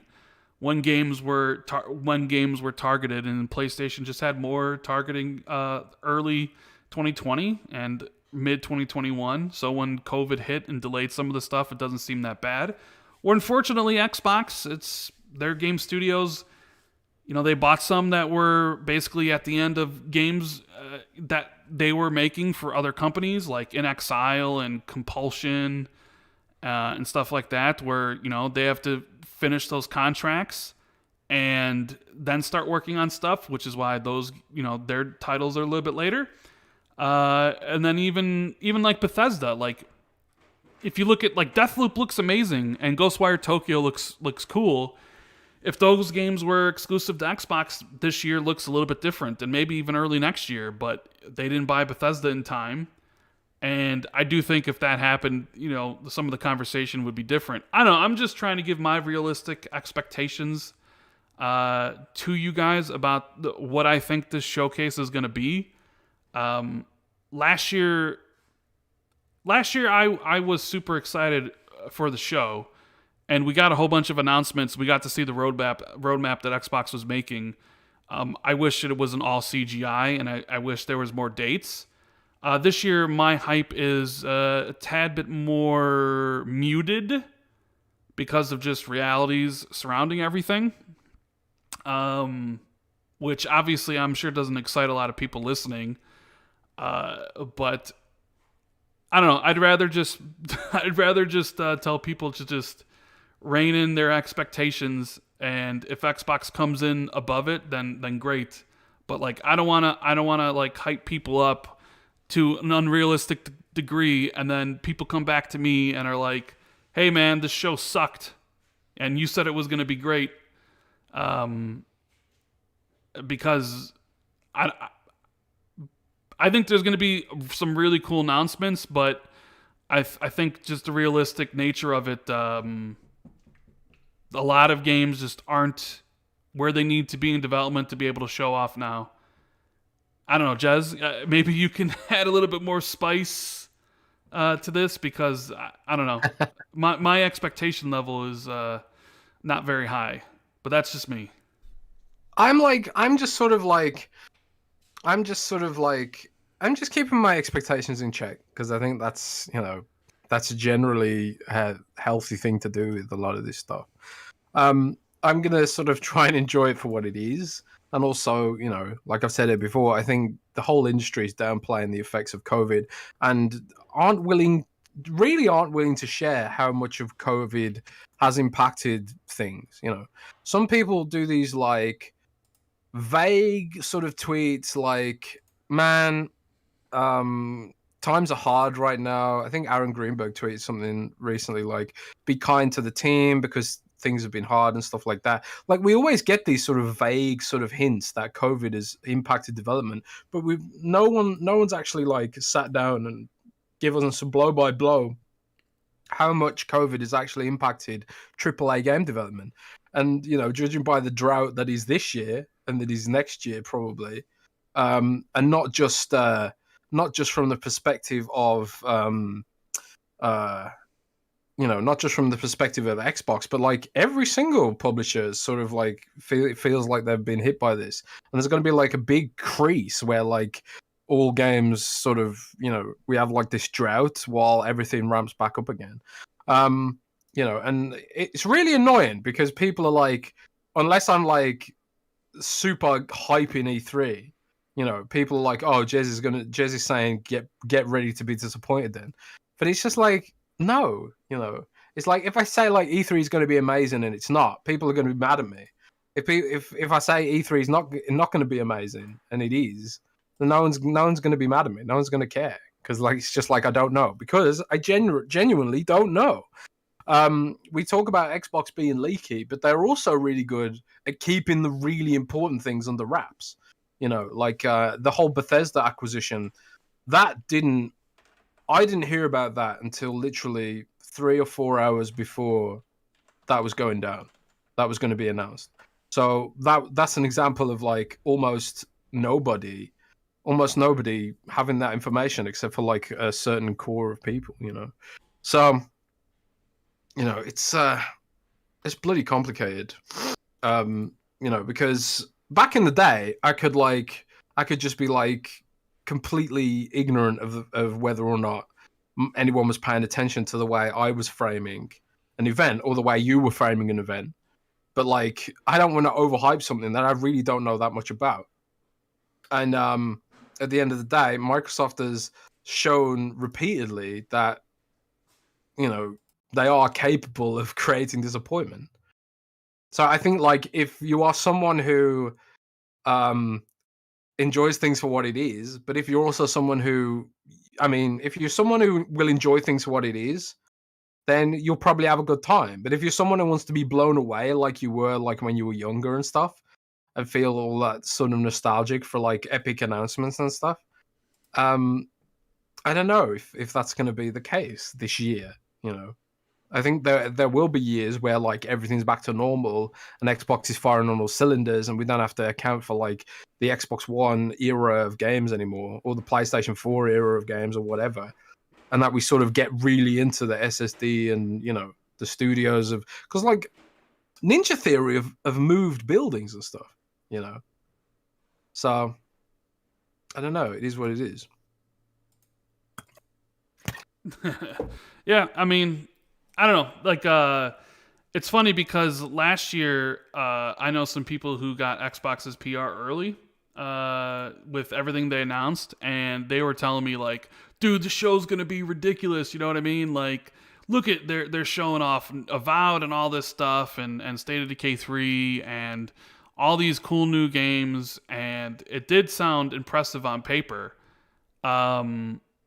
But I think it was the presentation that let down Xbox. Like, a lot of the stuff was CGI, so people weren't really into it. Nothing really had any dates. Halo Infinite underperformed. So like when you look at like what the games are on a piece of paper, last year looked good. And when you think and try to, because I'm trying to think of what realistically is going to be at the show, and just like when you say Avowed's not going to be there, or Hellblade, or Fable, or Perfect Dark, or State of Decay 3, or Compulsion's games, you have a lot of Xbox Game Studios titles not showing up.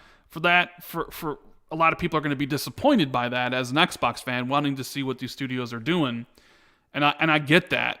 So I'm trying to think like, okay, well, what is some other things that can show up? And when you like write them on a piece of paper, it doesn't really sound that impressive, but I guess then it comes down to presentation. Maybe it all being gameplay will help a lot instead of CGI. Maybe there is a bunch of surprises that nobody knows about that Microsoft has squirreled away, and really changes the dynamic of the stuff. Maybe Halo Infinite in this new showing impresses in a way where it couldn't. And just seeing games on a list, can either just seeing games on a list really kind of, I know last year it was like, oh, these all new things, super exciting, but then when they actually saw it happen, it wasn't necessarily the case. So I guess it really depends on how everything is shown, which is probably the most important thing. How does Halo look Does Halo look amazing? If so, then maybe the show's successful. If Starfield looks next gen and a reason to get into the Xbox ecosystem and makes other people jealous, where it's like they say, "Damn, like that's why you bought Bethesda, because this Starfield game looks like it's going to be as huge as, Elder Scrolls or, or Fallout." And what does Project Omen look like? Like those things, they have a tangible impact on how something is presented and shown off that can change people's perceptions of the show. And like, I haven't seen the Yeah. show. I'm just projecting what I think is going to be there. And, That's the thing. Part of this is psychology. Like we are often, I think, so there's almost a PTSD about Xbox presentations, right? Because like, let's use Crackdown as an example. Like everyone thought, okay, Microsoft's like a huge company now, $1 trillion company. Crackdown hopefully will be AAA game. Then we get Crackdown and it's barely scraping into AA, shall we say? But the thing is, when you hear the words Crackdown and it's the third game in a franchise, you expect a level of quality in your head, and then sort of Microsoft has almost trained us to lower expectations. So when you think about Arcane is rumored to have a project at the show. I think Jeff Grubb said this, right? I'm not accidentally leaking this out. Jeff Grubb said this, right, Rand? I don't know. What did Jeff Grubb say? He talked about Arcane, the Omen thing, right? That wasn't Jeff Grubb who leaked Omen. It was somebody else. Okay, well, there are rumors, quote unquote, rumors about Arcane having a project Omen, quote unquote. Yeah, that's rumors. like a vampire game. Yeah, a vampire immersive sim. Yeah, those are the rumors. That's the rumor. And when you hear that, you sort of like you frame it in your mind because you have no information. So the way the human brain works is you fill the information you don't have in with emotion, basically. So like, how you feel about Arcane may affect how you feel about Project Omen. How you feel about Xbox may affect how you feel about Project Omen when we talk about it on the show like this, which is why they don't like leaks, is because they don't get to give you the proper context. And Xbox has to be aware that they're sort of like, they're not sort of Xbox has to be aware that they've sort of created this low expectation about some of this stuff. So when projects like Omen or like Project Dragon or whatever, when these do leak without the proper context, and I'm attacking myself here by saying this, but when these things do leak without the proper context, it robs them of the chance to, show it in the best light, potentially. So Project Omen might be amazing. It might be absolutely amazing and mind-blowing, and it'll completely change everything, how we think about it. But like, no one's seen this game yet outside of the studio. The rumored game. The rumored game that may not exist. No one's seen it outside of the rumored studio, which also may not exist. So Rick Gaffney says I need a plumber. Well, no, someone's saying that Grubb said it yesterday in the Min-Max show, so I guess you're good. Good. Yeah, that damn Jeff Grubb leaking everything. What is he like? But anyway, and like Gunstar says, compulsion game. He brings up the compulsion game. He says compulsion game will be based on Jack the Ripper. You heard it here. That'd be awesome if true, but it's also like with compulsion, We Happy Few looked great, but it was not a great game. It was very muddled, very sort of weird, had a lot of issues. We Happy Few did. But that doesn't mean if I leak the fact that Compulsion has a Jack the Ripper based game coming, which by the way I have no idea what Compulsion's game is. If I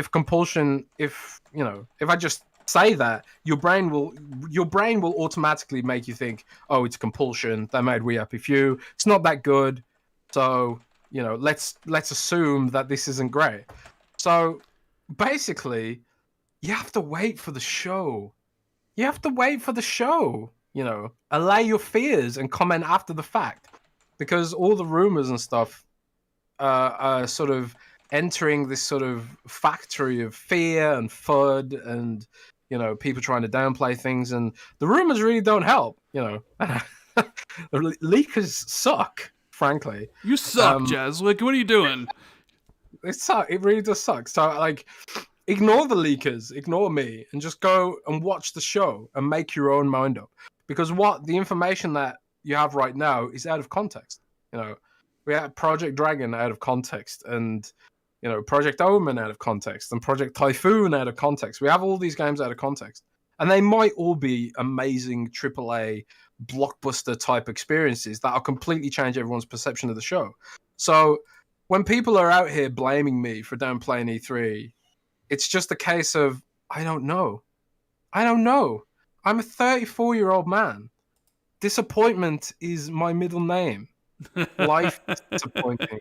Yeah, I'm a disappointment to my family and my middle name Rand Disappointment 19. There we go. Yeah, I'm a 34-year-old game journalist, and Rand's like a 50-year-old YouTuber. we are we are disappointment personified. So my default setting is disappointment and low expectations. It really is. So I'm not going to apologize here for not overhyping something I have no information about, And I know that there's like fanboys and trolls who are going to take everything that we've said here out of context. But I'm sure somebody will clip this. Like, listen, I'll just say I could pander to everybody, right? I could only talk about super positive things that Xbox is doing, and even if I don't necessarily believe them, because there's definitely plenty of people out there who pander to their audience and everybody, and I could tell you exactly what you want to hear. I could tell you this E3 is going to be amazing. Xbox has all this stuff. Everything's good. PlayStation sucks, etc., etc., etc. Like, there's a lot of YouTubers out there that pander to their audience because they don't think their audience will, accept that stuff. But I hate pandering. I can tell the people who do pander to their fans and to their audience. It's like, I'm just not one to pander. I always give you my unfiltered truth. It's gotten me in trouble. You guys have known it's got me in trouble. I called Crackdown. I wasn't a fan of Crackdown and how Microsoft marketed that. And you know how much that got me in trouble with people at Microsoft for that? Right? Because who am I? I'm just a fan. I'm just a fan that has a YouTube channel that, for whatever reason, 82,000 people subscribe to, and my videos get like 40,000 views, and the people listening to this podcast, 1,500 people. I could tell you all, like, everything's going to be gravy, and games are coming, and they'll be next year, and we'll be swimming in games. But, like, when new information comes to me, and I hear about all that stuff, I always give my thoughts on it, and I've done it to the detriment of myself. Like, when I talked bad about Crackdown and other things, like, people at Xbox didn't want to talk to me anymore. Like, it is what it is. So I always give my my truth and how I feel about it. And this year, it's going to come down to the presentation, because I think if you just look at the list of games that I'm preparing for my preview video next week, like, if you just had that list of stuff, this E3 doesn't sound that impressive. But then I compare it to the list last year before I saw the show, and I thought last year's was going to be amazing. And then when it actually showed up and how it showed up disappointed some people, I say, well, this year, you know what? The list necessarily doesn't sound like too great or too like wow, like, but maybe the games show off in a better way, and that's kind of how I feel at this point. If Halo blows people away, or shows really good, or if same thing with like Starfield and Project Omen, and they have some cool Game Pass announcements. If they can get if they can make Game Pass the platform where it's like Battlefield, Madden, FIFA, Dying Light 2, Back 4 Blood as like those sort of announcements and stuff, like, yeah, I think that could be essentially a great show that people look back on. Even if maybe they have some studio announcements. I'm just saying, this is how I'm feeling currently And I just, I wanted to share that with you guys. Some people will take it for what it's worth. Maybe it was worth nothing to you, which is perfectly fine. But that's just kind of my thought process at this point. So Yeah, I went in with low expectations the year they announced like backwards compatibility, and I thought that was overall a pretty great show. One of the best E3 shows of last gen. So it's the context I have for this show is last year's show, which was not great, and there are reasons to be optimistic about this. We have Bethesda, we have I have reliable information, and so does Jeff Grubb, that gameplay is being prioritized over CGI. They heard the CGI complaints loud and clear last year, and stuff like that. So, I'm not going to sit here and hype something I don't know about, especially given the fact that we've come out the back of COVID, and also last year's show was not great. I don't know. I don't know. I don't know whether to be excited. I don't know whether to go in with disappointment. All I have is a good idea of what is going to be there, like Starfield, Halo Infinite, Forza, whatever.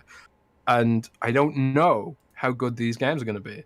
I expected Halo Infinite to show up better than it did last year, and it was a Lego game. So it's just, I don't know. And I'm not going to pander and hype something that I don't know about, because I don't want to give people false hope if there's like nothing there. So I'm just telling the truth. It's the truth, and it's something that a lot of content creators struggle with. It's very hard to tell the truth in the algorithmic world, but that's just the way I roll, man. And I don't know, and I know Rand rolls the same way. And maybe it's because we came into this game later than a lot of people, and we're not jaded yet. But I haven't been worn down yet, and I will stick to the truth where applicable, at least for the foreseeable. Maybe there will be a day where I'm just like, you know what, screw it, I'm going to clickbait now, and I don't care anymore. Maybe there will be a day like that, and I hope that day never comes. But right now, I'm not jaded enough to lie to you guys. So yeah, Humdrunk says Jez is saying Forza Halo won't look good. I mean, Forza Horizon 5 is going to look killer.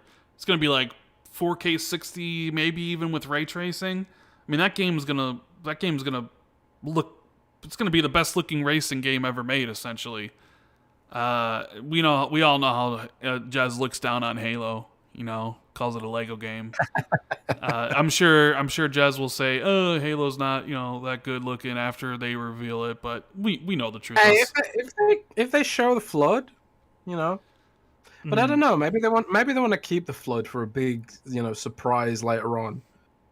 No, because the flood. The flood's going to be there eventually, right? Yeah, the flood's definitely going to have to be there. Brett says Xbox needs a new IP too. Just buy Rocksteady, NetherRealm, Avalanche, and the Lego Studio.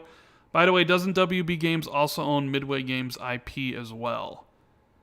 If it was just as easy to buy those studios, they'd probably already be bought. That's the thing. And plus, Xbox might look at it like, if Warner Brothers doesn't sell these studios, then they're probably going to close the studios, which means we can just hire the people from these studios and not have to buy them, buy the studios themselves, and save a bunch of money. There's not much point in buying a studio if they don't have a great game being made that you can own, or a really good future game that's upcoming.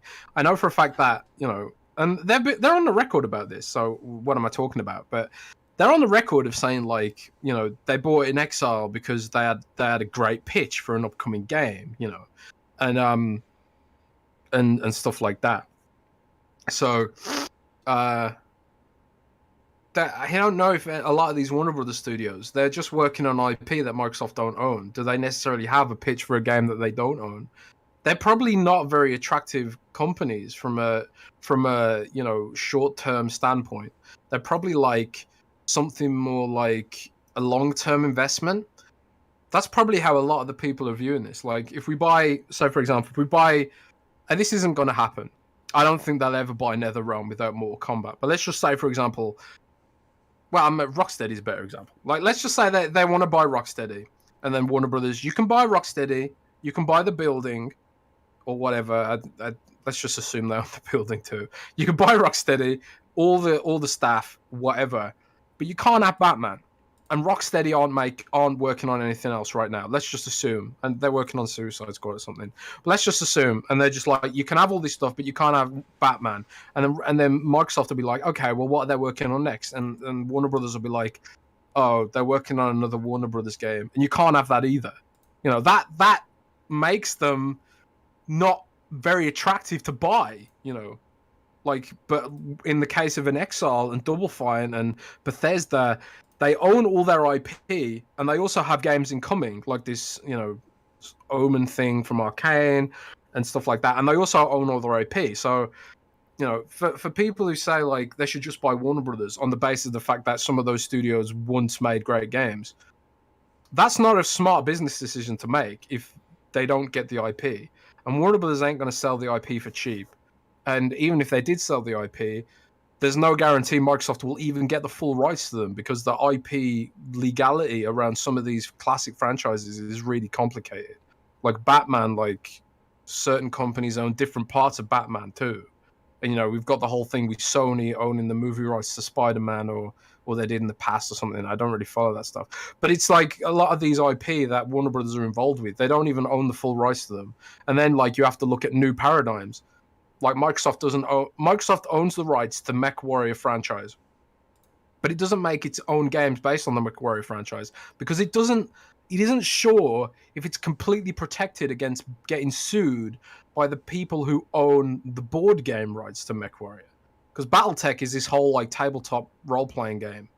Microsoft bought the rights to make games based on the MechWarrior universe, but they don't have the rights to make a backwards compatible version, or they don't think they do. They don't have the rights to make a streaming version, or they don't think they do. It's really complicated. So the IP matters a whole lot more than people give it credit for, and that's why I personally don't think they'll get any of the studios except maybe NetherRealm with Mortal Kombat. But even then, it's like I don't even know if that's a thing Warner Brothers wants to do for cheap, because you know it's IP is often worth a lot based on speculation. It's like, well, we're giving you Mortal Kombat, which is like a globally recognized brand. You could use that for a lot of stuff in the future. You could use it, so we're going to ask you for like $1 billion. And then Microsoft has to be confident in the fact that it can turn that speculation into a product and make its money back, and then profit ultimately. That's a hard bet to make. That's not an easy bet to make. So personally, I don't see the Warner Brothers stuff happening. I think it'd probably end up being Embracer Group again, because Embracer Group just seem to be like, you know what, we don't care about risk. Buy everything. They said they talked to 150 teams, and they're in like final stage talks with 20. You know, the Xbox would have to, you know, you look at like Rocksteady, one of my favorite studios. Xbox would want to know why Rocksteady hasn't put out a game in 7 years. Like, is there something wrong with the studio? Is there something wrong with management? Like, there's a lot of questions there. Jake says, have you heard the rumor of a 7 to 8 person team at Obsidian working on a platformer, possibly Conquer? I know it's a stretch, but fun to imagine. I can't imagine Obsidian doing a platformer. I know a lot of people do want Conquer to come back. I don't think it will. But Obsidian does have a lot of projects in development. You know, they have Avowed, they have Grounded. Those are the ones that are announced, and then I think they have like 3 more. They're basically going to be Xbox's Insomniac. They're going to be their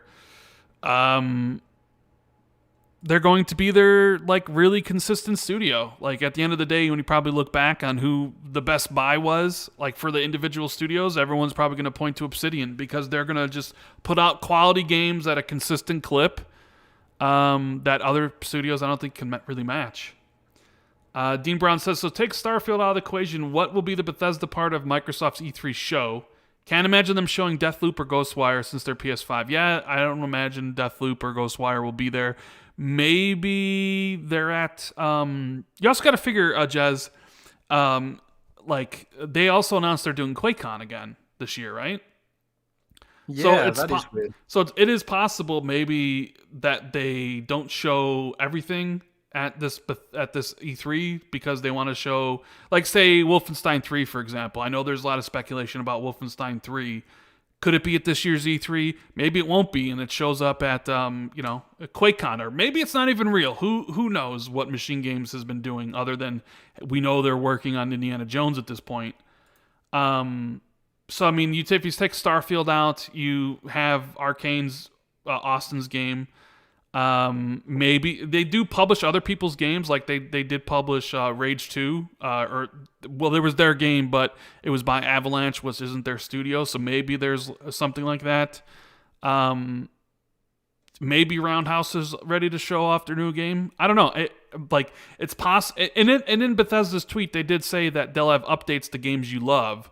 So maybe they show off a new expansion coming to Elder Scrolls Online or Fallout 76. We'll have to wait and see on that one. But I mean, for sure, I think you'll see Project Omen. Man, you know what Fallout 76 is better than? What? Halo. Oh, Halo. Okay, yeah, whatever. I'm not doing this conversation with you. Brett says it's an altimeter Rand MD flight simulator. Showen says Phil is a good exec but a horrible games manager. Well, I mean, he doesn't manage the games, so your comment would be more along the line of Matt Booty is a horrible games manager because Phil just runs all of Xbox. So Widgia says, what and how do you think Microsoft will announce games for Jeff Keighley's Summer Games Fest? A rehash of E3 or more individualist games take? I don't think much of Summer Games Fest. I think Jeff Keighley just likes to slap his name on the stuff and say it's part of something. Maybe you get a trailer for Grounded 1.0 or something small. Anything big or significant will be at Xbox's own show. Gunstar says, what PG games are we going to get?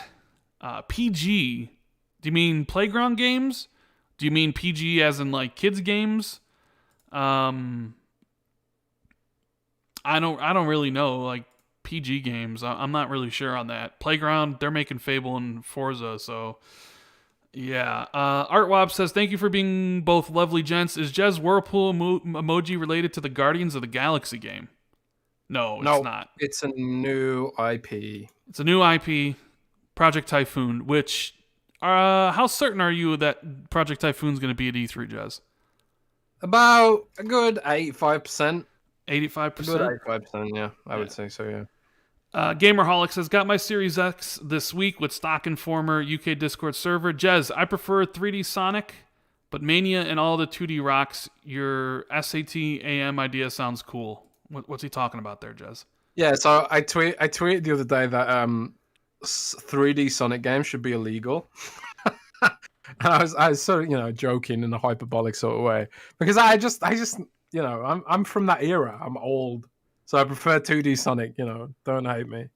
But it's funny because like some people absolutely love 3D Sonic because that's what they grew up with, which is completely fine. And also the Sat AM Sonic cartoon, this is a history lesson for you, Rand.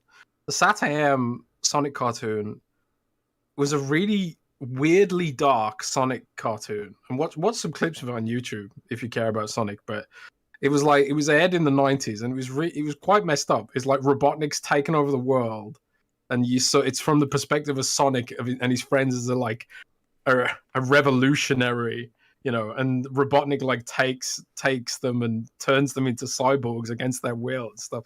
It's really dark, man. I would absolutely love a game based on that, right? But alas, I don't think Sonic is destined for a dark game, except for the Werehog game. What was that Werehog? Sonic? I don't remember. But we also had a comic in the UK called Sonic the Comic. I don't know if like you had that in America. But man, Sonic the Comic was also really Is it just dark. me? Is like I don't care about Sonic whatsoever. I know people want them to buy Sega and all this stuff, but it's like, who cares about Sonic in 2021? Like, man, who cares I about love these Sonic Sonic games and because- stuff? Like E3 started this week with like Dying Light and Far Cry 6 and Horizon and Sonic. Like, who cares? Like a 3D open world Sonic, who cares? Like any of the Sonic, like who does it's anybody? nostalgia, man. I know it's like what I looked on my Xbox and there was a pre-order up for Sonic Colors Ultimate or Ultimate Sonic Colors. Like, what is that? What is Sonic Colors? I have no idea. Was that a Like I Wii said, game or a Wii U game or a Nintendo Switch game or something that they're bringing? I have no idea. I've ignored Sonic since it went 3D because I didn't like Sonic being 3D. I wanted it to be 2D. But I want Sonic to be good, and Sonic Mania was amazing, but they fell out with the guy who made it or something, or for unpaid royalties or something. But I don't know. Did you see the tweet from Greg Miller about which one's more popular, Sonic or Zelda? I did see that tweet, but what about it? Well, I actually think Sonic's more popular. In a global sort of like, if you showed someone an image of Sonic versus someone an image of Zelda, like that person would be able to, because most people when you say Zelda, they don't even know Zelda's the chick and Link's the dude. You know what I mean? So I like, yeah, sure. Video game wise, I would imagine Zelda's more popular, but in the mainstream, like just regular people, I think they would know what Sonic is versus what, like, but I guess that comes down to the whole like discussion of like what really defines popularity and stuff. Yeah, I don't know, but the Sonic movie was meant to be pretty good, wasn't it? I mean, the Sonic movie was decent, yeah. I mean, Jim Carrey actually was really good as Dr. Robotnik in it. I might watch that this weekend, actually. Why not? Oh, people are saying Sonic is great. I guess this is one of my. I guess I'm just not a. I don't know. Like I used to like Sonic back in the day, but like I just don't. Sonic just doesn't do it for me anymore, man. I'm sorry. Like there's all this talk about 3D Sonics and stuff. It's just like, that sounds awful. That sounds absolutely awful. But that's just me. I'm happy you guys are getting the Sonic games that you want. Just like hopefully they make a Banjo game for all you Banjo lovers out there. Like, which is all so weird that Xbox hasn't made a Banjo game. And they talk about how they need family friendly stuff, but like they have an IP. They have IPs that are super family friendly, like Viva Pinata and Banjo, and it's like they don't do anything with them. It's like why is that the case? It's I don't know what it is. Maybe there's like not enough devs who want to just make a great game for kids. I don't know. I guess it's possible. Face says, do you think Horizon Forbidden West will come out this year since the Inc. gave a release date after the State of Play finished? I think it's a toss-up. I think it's 50-50, brother. I think if it does come out, I think it's holiday. I think it's November. And I think they're probably waiting to see if they can hit that date. If they were confident enough that they were going to be this year, I think they would have said holiday 2021, and then they would work on a release date. So we'll have to wait and see. I think my gut right now says I think the game comes out in November. I think it does launch this year, but I wouldn't be shocked if it got delayed to like February or March of next year. You just don't know, man. You just don't know. Stodgy Caesar says, I wish I could drop polls in the chat like you could on Mixer. Mixer was great. Bring it back. No, Mixer was not. Take Halo's budget and revive Mixer. Yeah, nobody cares about Mixer. Nobody cared about Mixer when it was actually up. Jez, nobody cared. But it was cool. You could make polls in chat though, and you can do that on Twitch right now. You can make polls on Twitch. It's everything Mixer did. Twitch basically took, and then Mixer became irrelevant. All the cool things. I want to do it on YouTube, man. I want to make a poll about.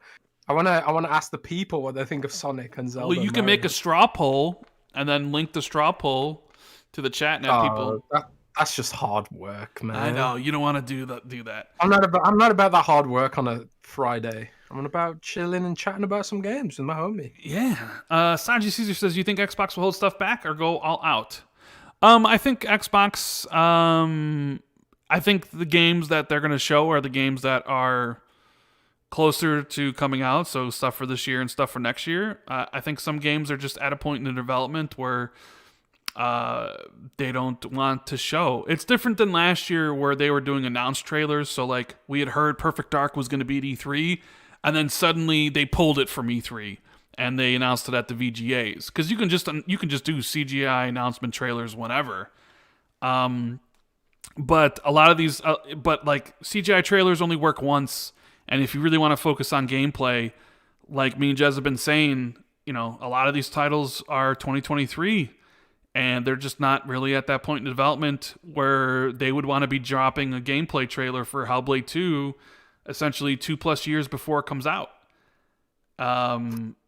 So I don't really think they're holding stuff back per se. It's just kind of where their games are in development at this point. Sark says, hey, Microsoft can buy some goodwill by bringing multiplayer to Game Pass day one, Scarlet Nexus Tales.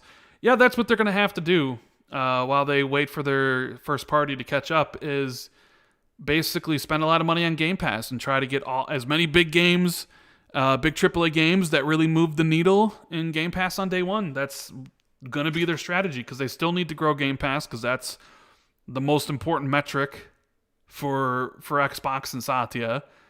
And if, your first party is not going to show up for a bit, then yeah, you're going to have to do your best and convince EA that they'll make more money putting their games on Game Pass day one than selling their games on the Xbox platform. And, we saw Outriders, do incredibly well. We saw MLB The Show do incredibly well. Knockout City, I don't know if you saw, Jez, but they already announced 2 million players. And when I looked last night, it was the 16th most played game on Xbox. What is that game? Is it like dodgeball? It's a dodgeball game, yeah. So, I saw some people complaining about nobody passing the ball on Twitter. Yeah, they're passing the. I'm just saying, that's what Xbox is going to have to do. They're going to have to convince developers that you're not going to really lose us on sales. You'll get the money from us. You'll have all these people playing and stuff like that. So. We'll see if they can convince people of that, developers. Gaming Forte, my brother, he says, I want Xbox to blow the doors off E3, and I know you do too. Of course I do. I'm still excited for E3, even though a lot of people will say I sounded depressed or whatever. I love E3. I love seeing new game announcements and stuff. This is all about just me telling you if you should be hyped. And I'm just saying, nah, just go into it with just thinking it'll be an okay show, being a good show. There's gonna be some great, cool announcements and stuff. I just don't think it's gonna be this is the 10 out of 10 show, and Xbox has completely changed the landscape of gaming forever. You know what I mean? It's just gonna be, they got some games that they want to announce with some stuff for the next couple years. There's gonna be some new announcements, which is gonna be cool, like Project Typhoon and maybe Project Dragon and Project Omen.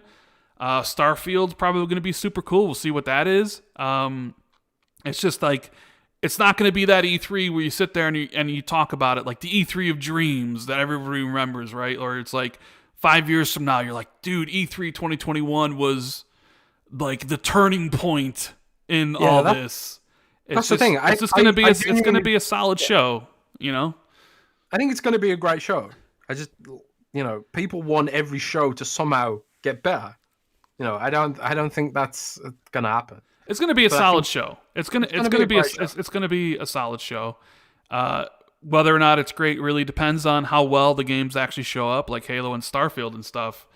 I just don't expect the greatest show of all time. Rand, so if they did buy the studio that makes Lego games, they could actually make a Halo Lego game. They actually could, and make a Minecraft Lego game. It would actually almost be worth it then, Trey Duke says, love the show, but what turns me off about you guys sometimes are there's 29-minute monologues about how you expect disappointment. Just say you don't know. I mean, gets good constructive feedback. Although you wouldn't have much of a show if you just said you don't know, because then what are people really tuning in to hear? You just turn on the show and then just say, well, I don't know about anything, guys. I don't know about Halo, and I don't know about Starfield, and I don't know about anything. Thanks for tuning in to my podcast. I'm going to call it the Xbox I Don't Know podcast.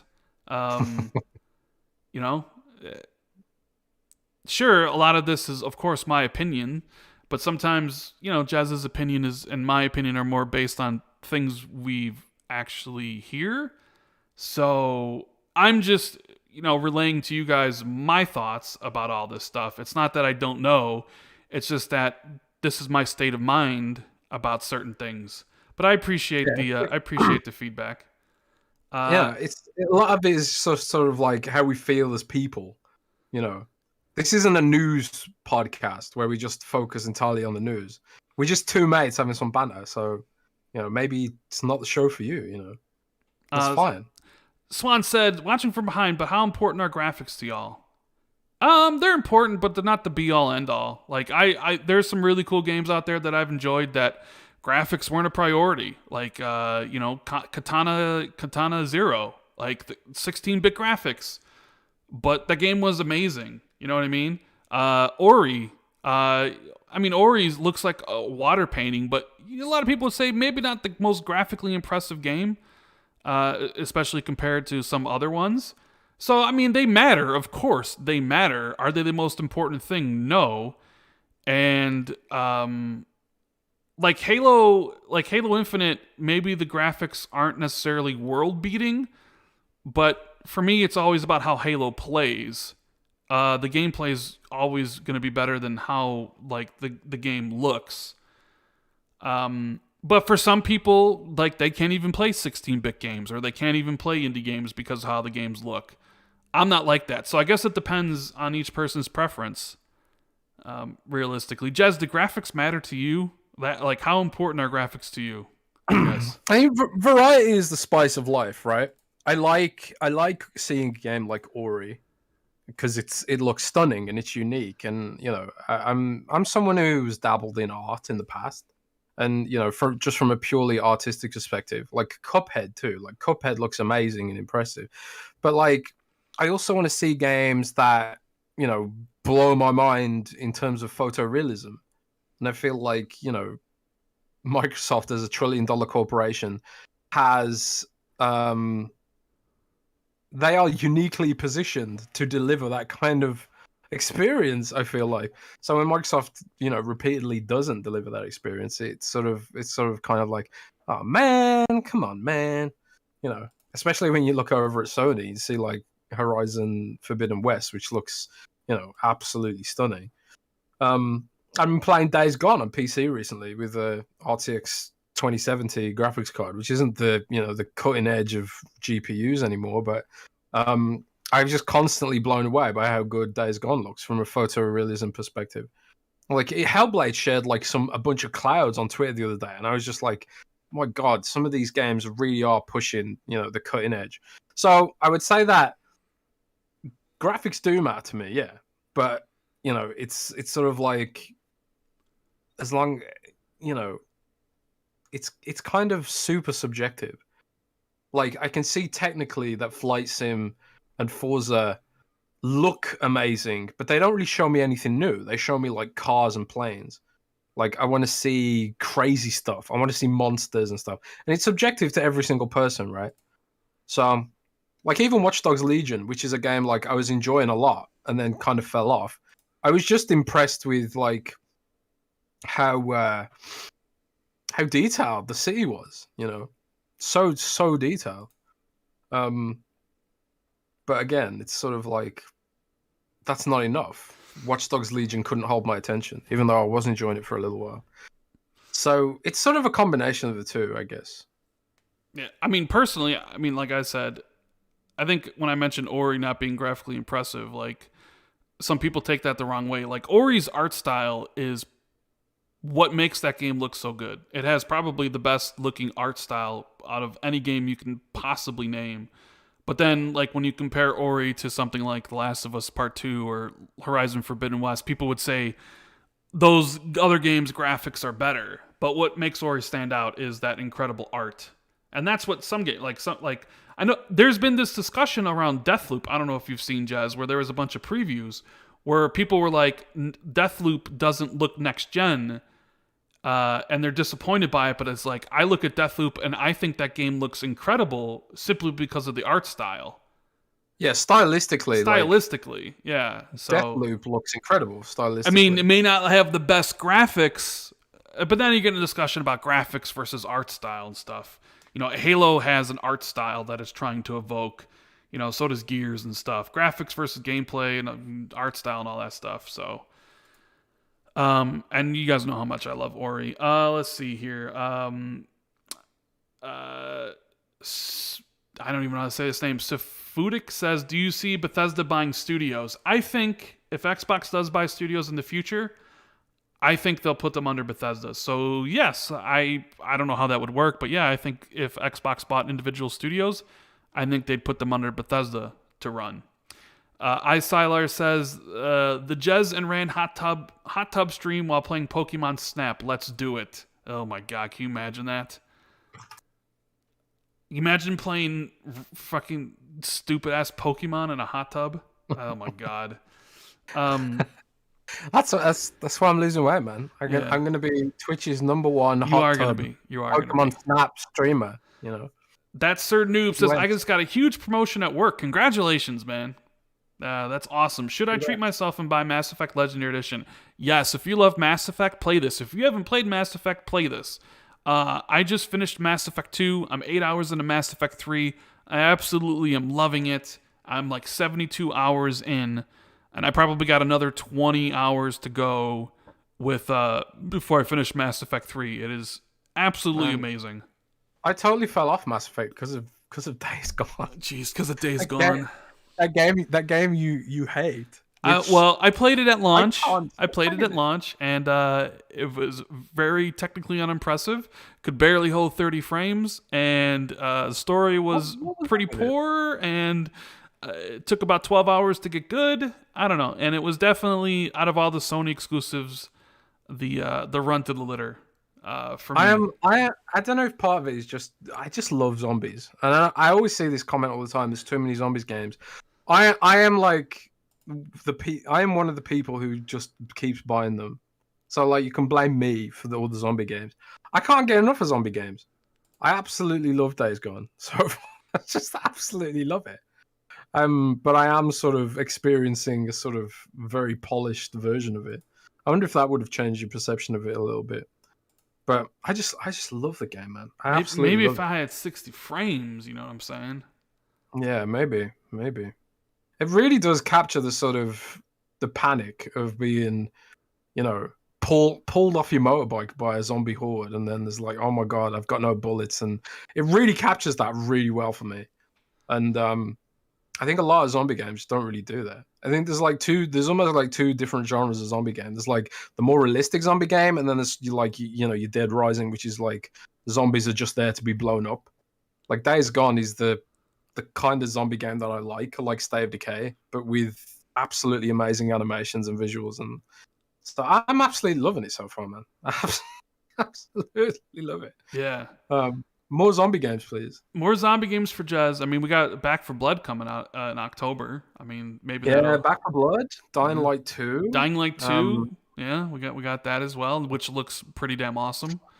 Let's see. Sark says Microsoft has enough studios, needs to lock down third-party exclusives like Sony. How the F is Sony locking Final Fantasy or Bethesda games pre-acquisition? I mean, Sony had money to spend, and Bethesda, as we know, was looking to sell. And they probably felt something like Deathloop and Ghostwire Tokyo weren't going to basically light up the sales charts. So Sony's out there waving a bunch of cash. If you're Bethesda and you already have some issues, you're probably like, yeah, sure. Now Deathloop is going to be paid for. And Square Enix, same thing. Like Square Enix, look, this is the basic facts of this. Final Fantasy sells okay on Xbox. Don't let anybody tell you it doesn't. But the vast majority of their sales of Final Fantasy are on PlayStation, right? So if Sony's coming to you with a check to get exclusive Final Fantasy games where you're going to make the vast majority of your money regardless, of course you're going to take that money. Because why wouldn't you? I understand why Square does it. I know a lot of people want to see Xbox do that. But I think Xbox is definitely more interested in trying to convince publishers and developers to put their games on Game Pass. Like they're trying to convince people that is better, that is worth more of your money than a timed exclusive. And that, you know, once they can get the data out there and share it with partners, then other people might be like, you know what? That check from Sony's good, but we'll take this from Microsoft because at the end of the day, we'll get a check from Microsoft and we'll end up making more money on Game Pass. I think that's how Microsoft wants to approach it. realistically. But like, yeah, Square's like, yeah, you mean you're gonna give us 50 million or whatever it is for Final Fantasy exclusivity when we're gonna sell the majority of our games on your platform anyways? Of course. Like, that's a no-brainer for them. Paul says, great show, guys. When do you think Crossfire X and Stalker 2 drop? End of year looks stacked, especially if we get Forza as well. I think Stalker 2 is 2022, Jez, right? At this point. Yeah, I think so. For Crossfire X, when do you think that game? I don't know. That seemed like a perfect summer game, like August, to me. Like I think you kind of want that out before Halo, and if not before Halo, maybe December. I don't know. When do you think? When do you think we'll see Crossfire X? I have no idea, man. It's Crossfire X seems like it's really weird how early they announced that, and then it sort of just vanished. It makes you wonder, like, what is the issue there, you know? But you know, Remedy is also a studio that is sort of almost renowned for game delays, aren't they? Yeah. But also pandemic As well. pandemic. So, I haven't heard a peep about that game, and certainly no information that would make me confident to say whether it's coming this year or not. But I honestly have not heard a thing about it being at this year's E3, and I would not be surprised if it's not. It could be Crossfire X could be one of those things that they just give to Jeff Keighley essentially and show off in their Summer Games Fest thing. You know, man, I swear to God, right? Summer Games Fest is not a thing, man. It's not. Well, Jeff Keighley is telling us it's a thing. It's not right now. It's not a thing. I don't believe it. He's trying to tell us it is. I don't believe that it's a thing. It's not a thing. I don't believe it's a thing. Okay. William says, come on, guys, it would be Halo Mega Bloks. True. Lanzo says, Hellblade 1 came out in 2017. They need 6 years to make a sequel. Well, no, they didn't start work on Hellblade 2 until years later. In fact, when Phil announced it in 2019, he said that the game was in early production. So, yeah, if Hellblade 2 comes out in 2023, you're looking at it like people look at Halo Infinite, where Halo shipped in end of 2015, and now it's launching this year. So you basically say, 6 years. But work on Halo Infinite didn't actually start in 2015. It didn't actually even start in 2016. It probably didn't even start in 2017. It probably started around end of 2017, early 2018, because they were doing a lot of building the engine. So it's not always like, last game came out this year, therefore that's when they started working on the next game. Hellblade 2, I think, started production 2019, and that studio and that game is heavily influenced by mocap. And what happened? You couldn't do mocap because of the COVID and work from home. So they basically couldn't do anything for 6 to 8 months. So it's no surprise that a game that was targeted for 2022, with a whole bunch of COVID work, ended up getting delayed internally delayed, because they never actually gave a release date for any of these titles until 2023. But yeah, that's kind of what I think on that. Isiler says, is it me or Summer Games Fest is way overrated? Last time they regurgitated Sony, Microsoft, Ubisoft, etc., but with just added commentary. I agree, man. I don't really care for Summer Games Fest. I don't mind. It's not a thing. It's not a thing. It's not a thing. It's not a thing. Let's see. Rodella says, what if Halo went live service like Destiny, PvP, PvE, raids, dungeons? Halo's universe is big enough. I mean, they probably could, but I'd be down for that, man. Like 3 friends taking on some kind of Gravemind-ish. That would be cool. That'd definitely be cool. And a whole bunch of weapons. But I don't know, like Halo's gameplay is significantly different than Destiny's. The weapons aren't necessarily, I don't know, it's like, because you just have the standard weapons, where like Destiny's all about all this different cool stuff.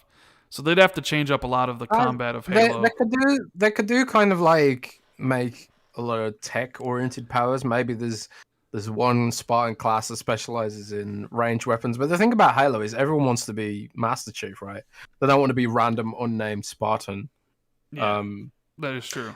I honestly think like a Destiny for the Halo universe is practically inevitable.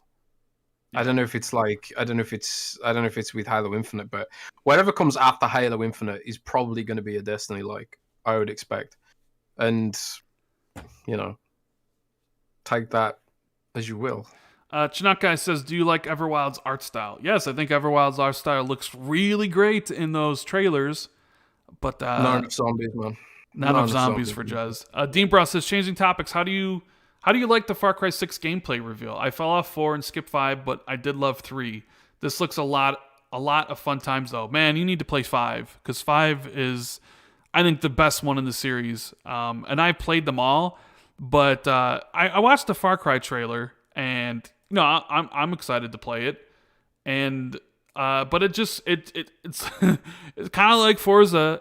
You can definitely tell it's Far Cry, and Ubisoft is out there to be saying, you know what, guys, we're not making any political statement with this game, in a game where like you're leading a uprising or whatever. You know what I mean? Like, okay, oh sure, whatever, Ubisoft.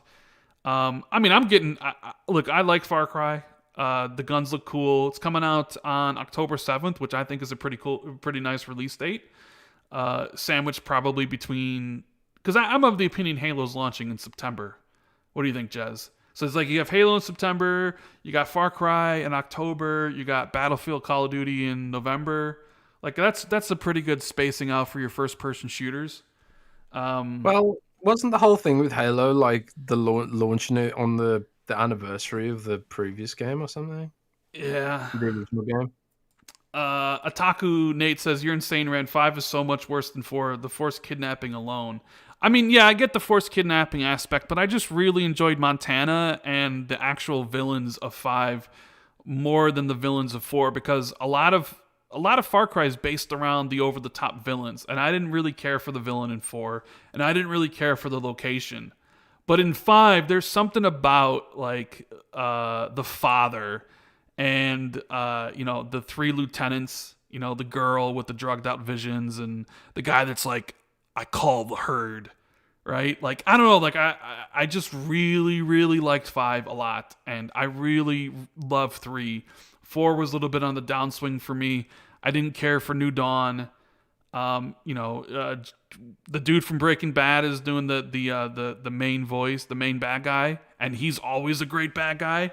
So, the villain's gonna be great, and I can't wait to play Far Cry 6. But I'm already kind of looking at that trailer. I mean, you can have like a pet crocodile, Jez, and a little pet dog that you can pet and stuff. And I did see the crocodile with the jacket on. What the hell isn't that super cool though? Like, don't you want the pet croc?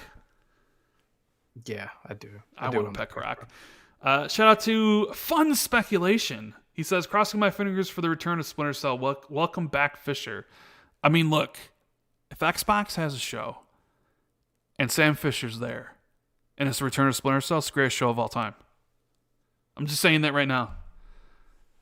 It's the greatest show of all time. If Sam Fisher returns in Xbox's show with the new Splinter Cell game, I don't care if it's multi-platform. It doesn't have to be exclusive. It's the greatest video game conference of all time. What if it's a mobile game? Don't you even start with that shit. I don't want to hear anything about Forza or Splinter Cell mobile. He's already in stupid mobile game. Like, he needs his own game. And if that's announced at Xbox E3, it's the greatest show of all time. What if it's like one of those endless runner type games? Oh, shut up.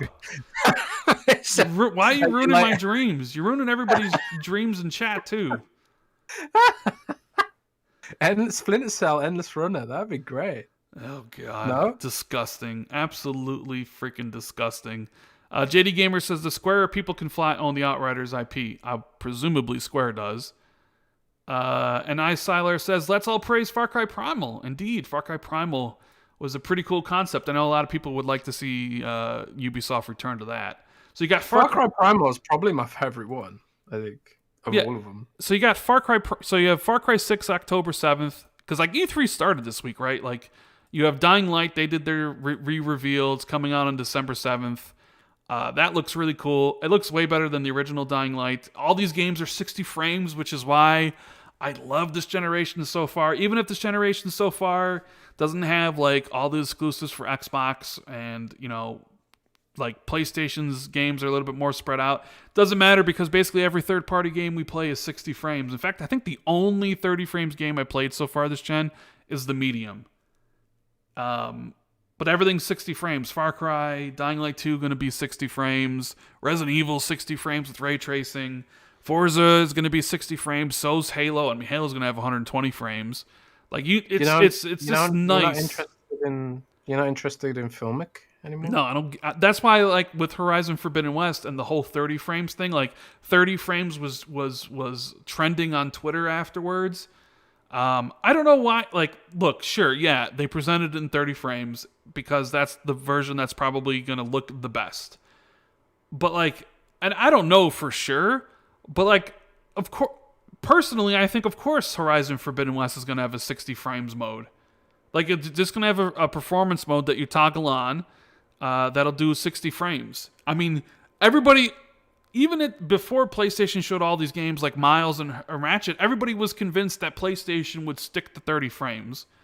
And then all these games from PlayStation end up getting 60 frames options. So, like, I don't know. I think it's kind of dumb to just base saying, like, well, because the reveal trailer was 30 frames or whatever, or this gameplay thing, that means it won't be 60. It's like, come on, guys. Like, I think there's a very, very good chance that Horizon Forbidden West is going to have a 60 frames mode.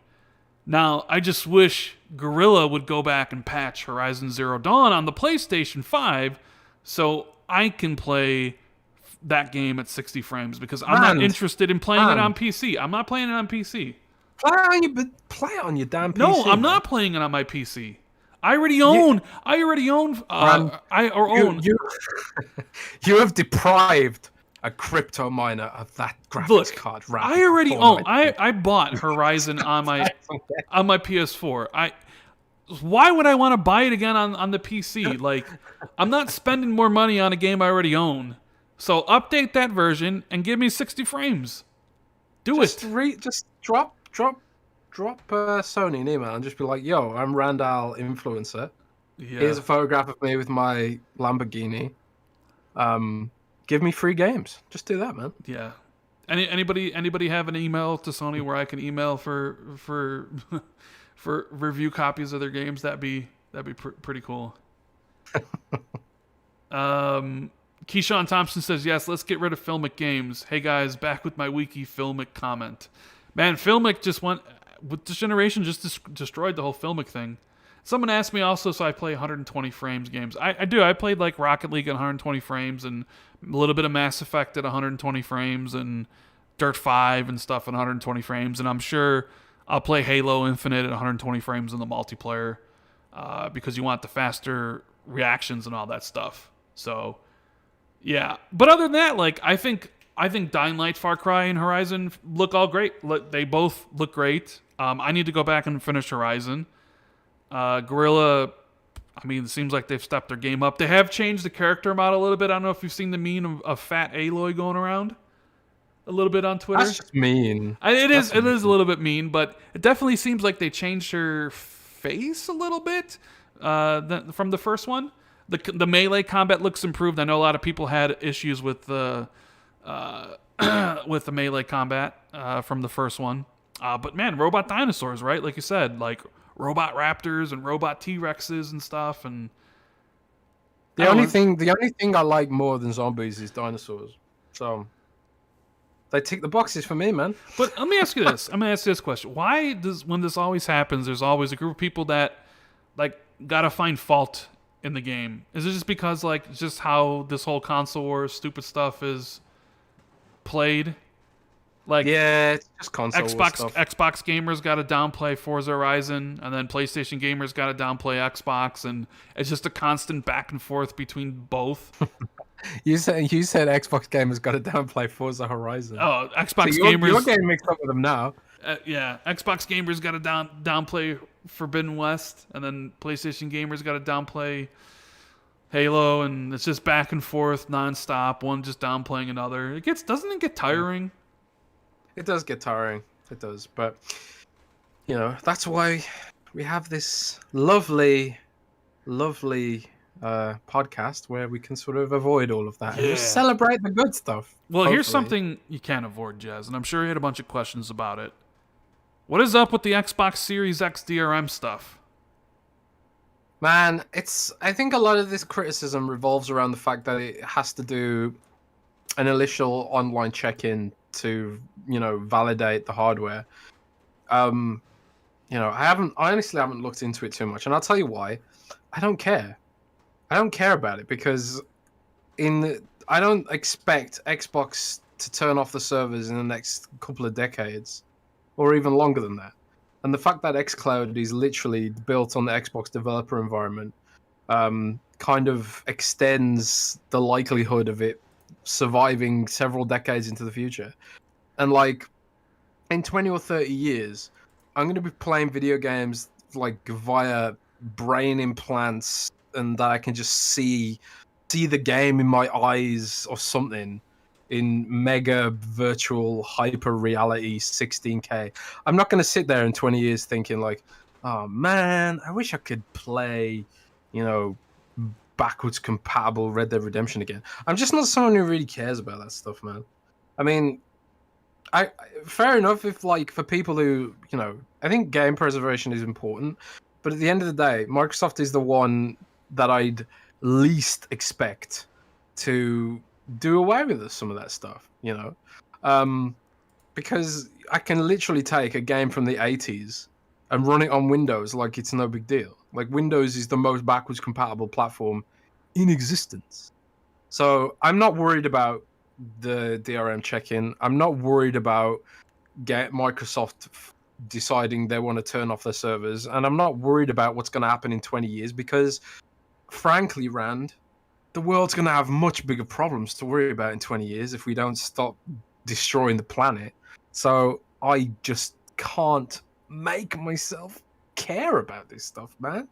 Can't make myself care about this stuff. I mean, I get it. And Look, a lot of this came from MVG, Modern Vintage Gamers video, where he talked about some of the DRM. I like MVG. No, MVG's awesome. Like I talked to him quite a bit. Dude's great, and I think he was just bringing this. With him on this issue.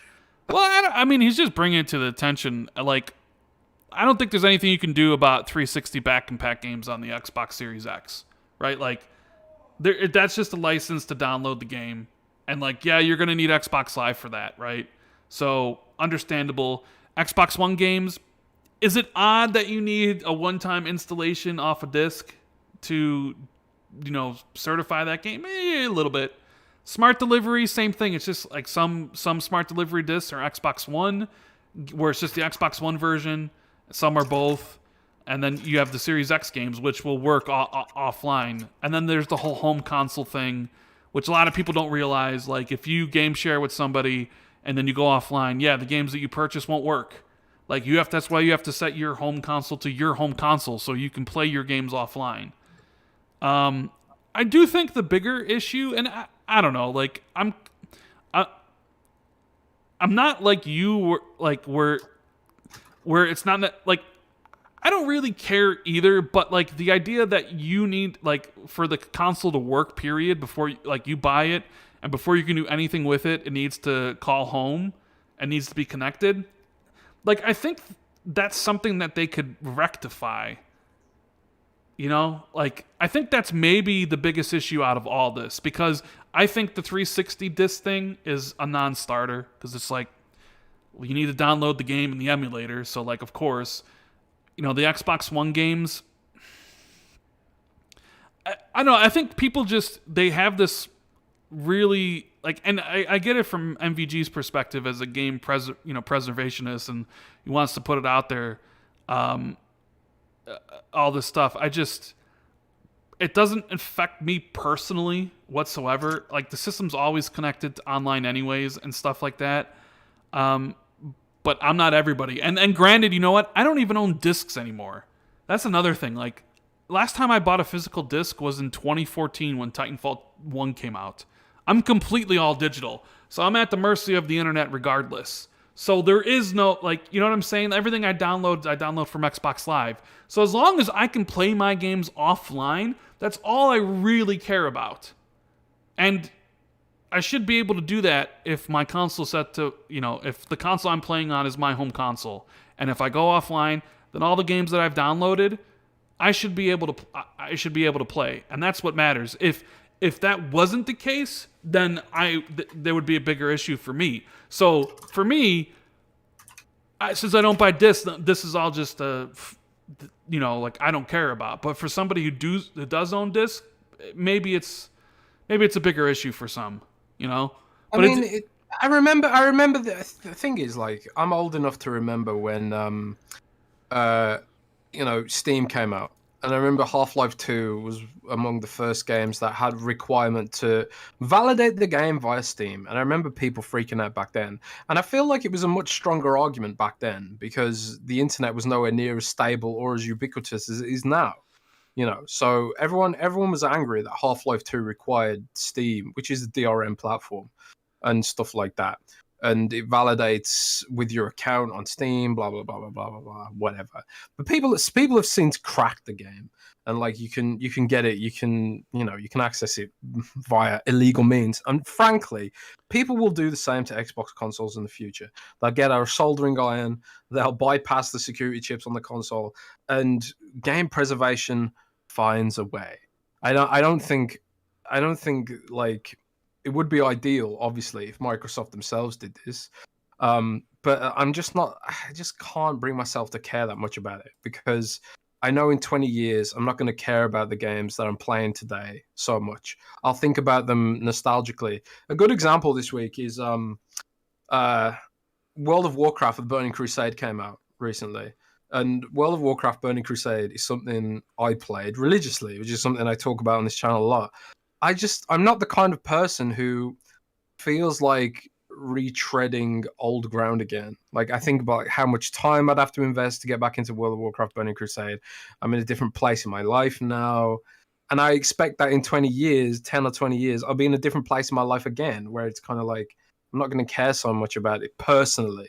But I don't begrudge other people caring about it because I have a huge amount of respect for, like, I love watching the Angry Video Game Nerd, and his collection of classic games is absolutely incredible. I've still got cartridges for my my old classic consoles. Like, I've still got Sonic 3, Sonic and Knuckles with the extra cartridge slot in the top. You could slot Sonic 3 into the top. That was so crazy back in the day.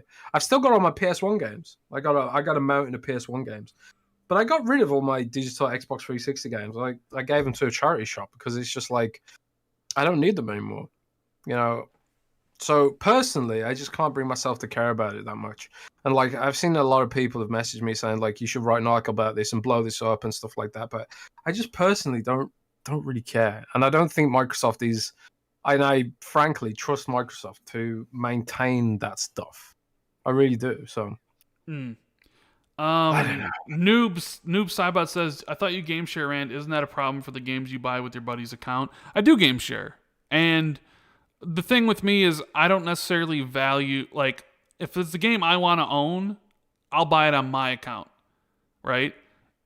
If it's a game I'm not really interested in, my buddy will buy it, right? Like, for me, it's not even about ownership for me anymore. It's about the experience of playing the game. I hardly ever go back and replay anything. So, I don't know, like, my viewpoint's probably different from everybody else's or a lot of people. So, like, not being able to play essentially my buddy's games if I go offline, it's not that big of an issue for me. But if it is something like for Mass Effect Legendary Edition, it's a game I want to own forever. I bought that on my account. And sure, right now, if my internet went out, I wouldn't be able to play it offline because my buddy's console is my home console. But if, the world was ending and, all this stuff was going to happen, I would just make my console the home console and I could play all the games I bought offline. That's the thing. It's like the argument that like you can't access the game if the internet is down. You know that sucks. And literally this week my internet was down for the first time in years. At least 2 or 3 years since I had a decent outage. My internet was down for a good 6 hours or something like that. And Rand, I had to do something other than gaming for 6 hours. It was tough, man. It was a hard time, but I got through it. But if we ever get to a state in the world where the whole global internet goes down, I think we're gonna have bigger problems to worry about. You know, and if the whole world internet goes down, I lose access to my Xbox games. I'll just play my Mega Drive on my PlayStation 1, which I still have and still work. So, gaming finds a way, to quote Jeff Goldblum. Gaming will Is find a that what way. he said? That That is, what he said? yeah. He says life finds a way. Isiler says DRM was an issue 8 years ago during the VCR era, but now digital content just leads the industry. My PS5 is digital and Series X is my disc buddy. Yeah, more and more people are going digital. That's just kind of the way it is. It's more convenient. Doesn't really take up any space, like discs. But there are going to be people that love discs, just like there are people that love vinyl and DVDs and stuff. And I do think the one time setting up your Xbox requiring an online, like the internet, is kind of weird.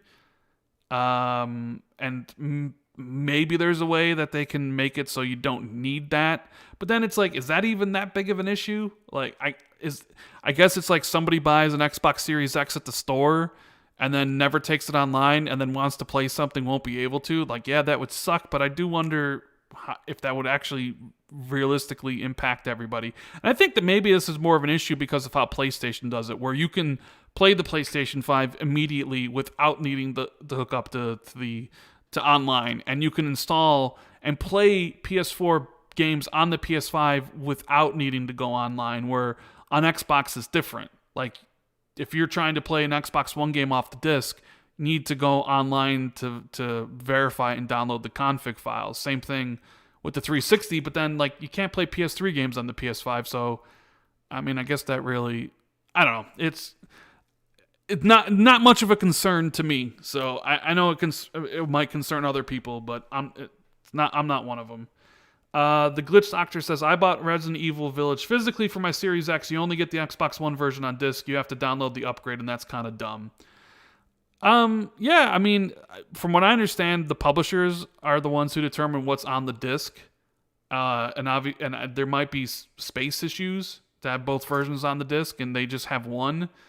I guess it does suck if you own a Series X and it's not connected, and you buy Village and put it in there.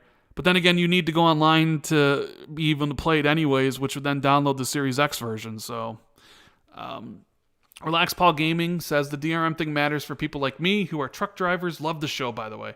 Yeah, I mean, if your profession, is like a truck driver thing, or yeah, I guess that really does matter because you're not connected to the internet. So I guess you'd have to have everything ready to go beforehand.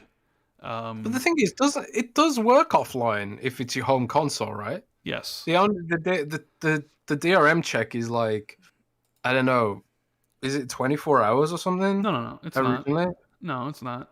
I think it was going to be 24 hours back in the day. It was in 2013. Yeah. But they removed that, so it's only the initial setup, I think, that has a DRM check if you're going to use it as your home console, which you could just do the mobile phone hotspot. You could, if the world isn't destroyed.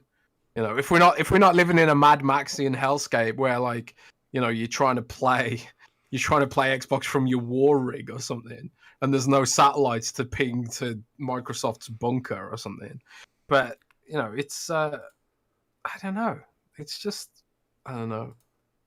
Yeah, and we got Tox in chat says we got to get that Starlink. Starlink came online in my town recently. Have you heard of that? Yes, Rand? The Elon Musk Starlink thing, the satellite. Elon Musk. It's really funny because they're putting a lot of the satellites in orbit from some European spaceport. I don't know which one, but like my girlfriend lives in the flight path, so every few weeks there's like a line of UFOs going up into space from my girlfriend's house. I'll try and get some pictures of it when I visit, but that's crazy. Yeah. Relax Paul Gaming RPG says, I see what people in chat are saying about the hotspot, but I don't always have a good connection if you deliver all across the country like I do. So the hotspot check, it's literally kilobytes of data. The DRM check is kilobytes of data. It's not like you have to stream from the hotspot. You just have to ping their authentication servers, and that's it. That's all you have to do. So I Armand don't know. Tech Talk says, can one of you explain the point of designating something as a home console? This is interesting because I'm not even sure a lot of people realize this. So when you buy a game from Xbox, you get 2 licenses. One to the account that bought it. So Randall Thor 19 on my Xbox, I buy Mass Effect Legendary Edition. My account has the license to play that game. So if I go to Jez's house and I put Randall Thor 19 on Jez's Xbox and I connect to the internet, or any of my other friends, I can download that game and play it on Jez's Xbox because my account, which purchased it, has the license to play it. Okay? But then you also get a second license. It's a license to your home console. So if you have your Xbox, and I think you do this in the personalization settings of the Xbox, you can designate whatever console you're on to the home console. So, like I said, 2 licenses. One to the account that purchased the game, and one to the console that is designated the home console. So, if Randall Thor 19 is not on my console, but that console's my home console, and Jez comes over, Jez can play Mass Effect Legendary Edition on that console because there's 2 licenses. And it's a setting you have to switch. And that's how people can essentially game share between 2 people where, they each get each other's games. But that is how basically you get around the whole offline thing. So if Randall Thor 19, I'm buying all the games. The console I am currently playing on is set to my home console. I have a license to play it wherever Randall Thor 19 is online on any Xbox, and then that console that I'm playing on has the license to be able to play that game no matter who is on it, and no matter if it's online or offline. It can always play it. And that's why, if like your internet goes out, you should be able to play all the games that you purchase simply because that's how the licensing system sets up. But like Lethal Papa says, if the internet goes down, just go outside and do something. So It's funny because I've still got like 300 CDs. I literally don't own a disc drive. I mean, I suppose I could put the CDs in my Xbox, but that's so weird. Like, I just don't own a CD player. My laptop doesn't. I used to put CDs in my laptop and then use my PC speakers when I was younger. My laptop doesn't even have a CD drive now. Everything's just gone digital and up to the cloud, and that's the trade-off for convenience, I guess. But it's also a space thing. Like my Xbox 360 games took up so much space, and now they don't because I gave them all away. So yeah, I don't know. Jez, did you see Epic release the Unreal Engine 5 stuff? People got to play around with it, and they said it's on Series X and PS5 and everything. And I just kind of flashed back to when people thought Unreal Engine 5 was going to be exclusive to the PlayStation. What did you think of what they showed about with the like whole boss fight that they were showing? Did you see any of that stuff? Which game was that? The Unreal Engine 5 demo that they showed the other day. Oh, I actually didn't see that. Oh, you didn't see it? Okay. I didn't see it. But I did intend to, but I was just like, man, I was just been so busy with E3 prep. So I apologize about that. I haven't seen it yet. Was it good? Yeah, it looks cool. I mean, I just thought it was interesting that, they said it works on Series X. Because there was that, remember when they showed it off last year?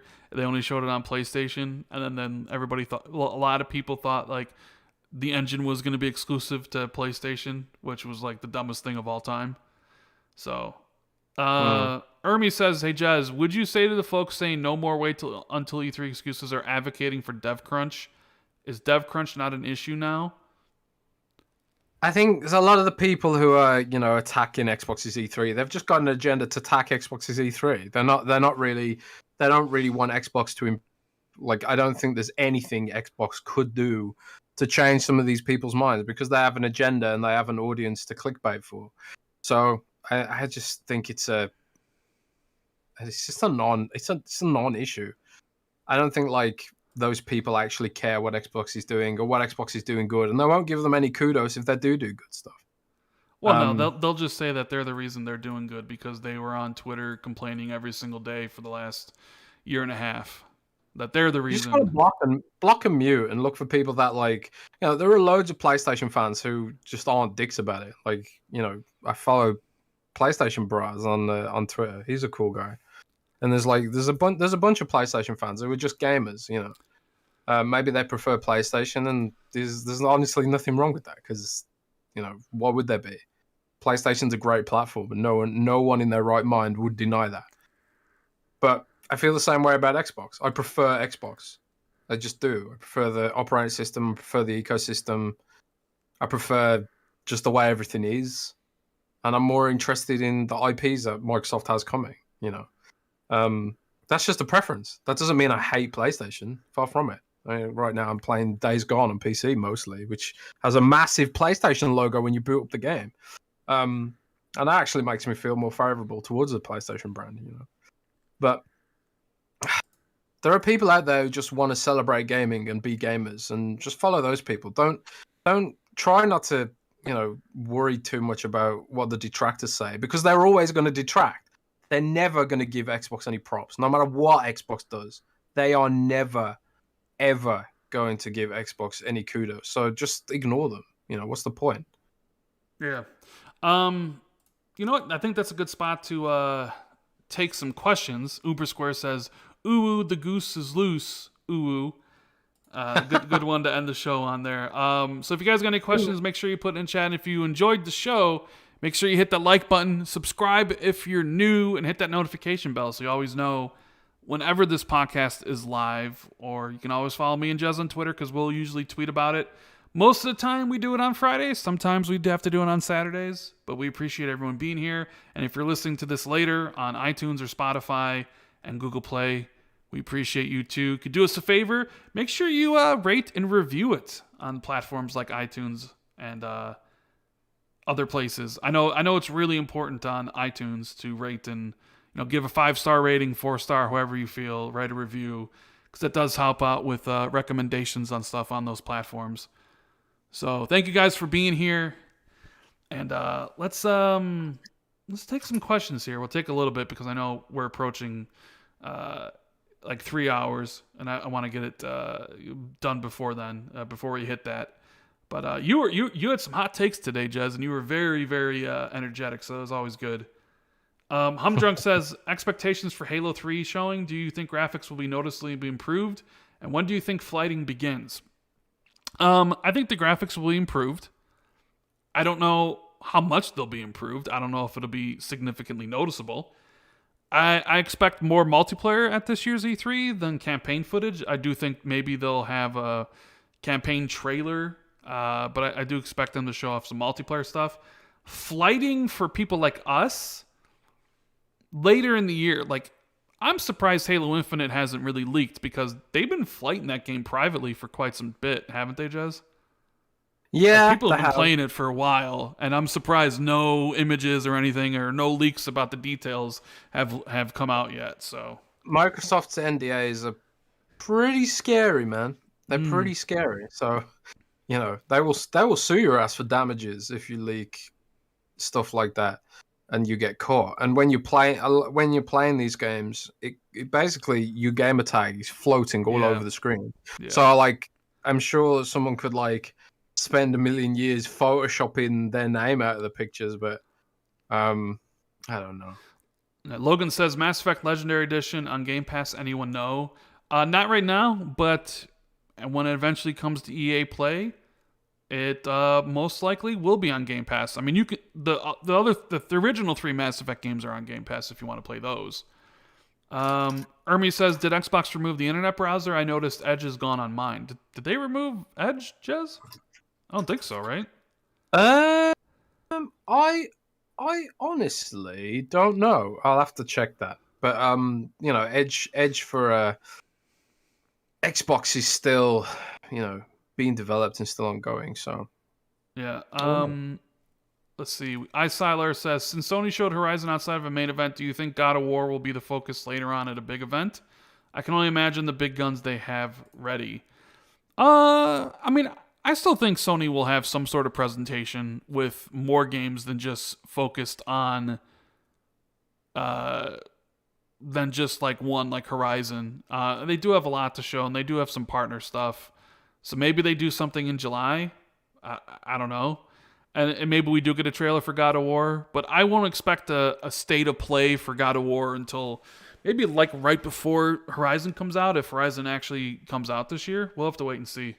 But I do think Sony will have a show where they put together some trailers. At least I think they will. Maybe they don't. I don't know. Like, does it really even seem like they need to? Like, people are buying the systems like candy whenever they are available. Like, I don't know. There is that whole argument that like they don't need to spend so much on marketing right now because they can't manufacture enough consoles to meet demand anyway with the whole semiconductor shortage. Every week I see like entire countries and governments getting involved in this semiconductor shortage. The EU announced they're going to invest 20 billion with Intel to make a new semiconductor plant somewhere in Europe, and America's invested 20 billion or something with Intel as well to make a semiconductor plant in the US to try and unravel some other countries' stranglehold on the supply chain for some of these electronic components. So there is an argument to be made that neither Sony, Nintendo, or Microsoft really need to pull out the big guns right now because they're not meeting demand with the lack of supply. So I don't know. Yeah. JF says, "Do you expect Avowed gameplay at E3 like some rumors suggest?" Jez, we answered that earlier. Do you expect Avowed at E3? Jez is muted. He's Jez. Jez, I'm muted. I'm sort of like I'm 50-50 on Avowed right now. I think it could be there, maybe. I've heard some rumors that it was under consideration to be there.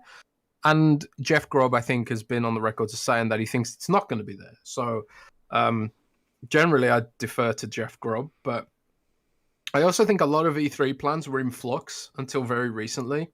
And there is still an opportunity that at the last minute, Microsoft might just be like, you know what, slot it in. Yeah. So I don't know. I'm 50-50 on Avowed. I definitely want to see it, though. And I need to finish Pillars of Eternity as well. Yeah. Face says, Rand, will you finish Final Fantasy VII Remake when Intergrade comes out on June 11th with 60 FPS mode and DLC, or wait for it to come to Xbox? I'm probably just going to play it on the PS5 with the 60 frames mode and start from the beginning. I'll play Ratchet then, too, and I'll just go right into play Final Fantasy, because who knows when Final Fantasy VII Remake will come to Xbox. Maybe it'll come next year, but, yeah, I'll probably just play it when Intergrade comes out. Xbox World says E3 rating out of 10 predictions. I'd say like I don't know, like maybe I'm expecting right now a 7, but how the games show up could push it higher. Where like last year I was expecting a 9, and I had to push it lower because of how they announced the games. This year, I'm expecting a solid show, a good show, a 7 out of 10. But if everything shows up really good, like Halo and Omen and Starfield, then that could bump it all the way up to like, an 8.5 or a 9. It just really depends on how things show up. I don't think so much what games show up will matter. It's how they show up is what's going to matter. If that makes sense. Yeah, great. Humdrug Dog says, I think you missed my super chat. Did I? I'll have to look for it. Whittier says... he said, do you know what Humdrum Dog says, do you know what testers feel about Halo multiplayer? No, I haven't talked to anybody who's... I haven't talked to anybody who's willing to like, I know people are playing it, but nobody will tell me how they feel about it, essentially. Yeah, I'm sort of in the same boat. The NDA on that is pretty hardcore, and I wouldn't want to get anyone sued. So I assume it's good. Halo 5's multiplayer was really, really good. But yeah, nobody's told me whether or not it's good or if it's not good. Like Jez said, they're probably scared. Whittier says, Jez, do you know if Microsoft will do another demo weekend like they did last year? What does that mean? A demo weekend like they did last year? What does that mean? Oh, it was like they did that whole thing where they announced a bunch of games, and then there was like a bunch of demos Oh for yeah, those. yeah, yeah. Steam. Yeah, I remember that. Do you know if they're doing that again? I haven't heard that they are. Hmm. Hmm. Interesting. Maybe for ID at Xbox or something. I hope there's another ID at Xbox showcase. I am expecting that. That'd be cool. I mean, when are we gonna get Hades on Xbox? Come on. That could be one of the E3 announcements, maybe, but maybe not. Well, I mean, it got rated for the PS4, but not the Xbox in Korea. I don't know if that. I don't know if that will be there. Brett says, "Oh, Avowed will be there." Okay. Um, we'll have to wait and see on that one at least. Let's see. Rated Demonic says, "What controller do you use for Xboxes? There are hundreds. Do you have a particular favorite? Show has been awesome, boys. Thank you." Right now I'm using the Shock Blue controller on the Series X. What about you, Jez? What controller are you using? I still use the Elite controller just because you can dock it, even though it irritates me that bits of it are falling apart. I love the fact that I can just dock it and then I just know it's always charged 24/7. But on my PC, I use a regular Xbox Series X controller um, with Extreme Rates red and Mm, black shell on it. It looks really nice. I think if you search Extreme Rate Windows Central, there's a review I did of this controller shell. It looks really nice. yeah. Humdrunk says that Obsidian game, guys. That Obsidian game you guys mentioned. You don't think it'll be grounded? Unfortunately, I do think grounded is going to be at E3, but I think it's Yeah. something else other than grounded. Um, Obsidian, I think we're going to see Grounded from Obsidian and at least one other thing. could be Whether that's Avowed. Could be Avowed, something new. Yeah. yeah. But it could be something new and Avowed. Yeah. So we could see three things from Obsidian. But have to wait and see.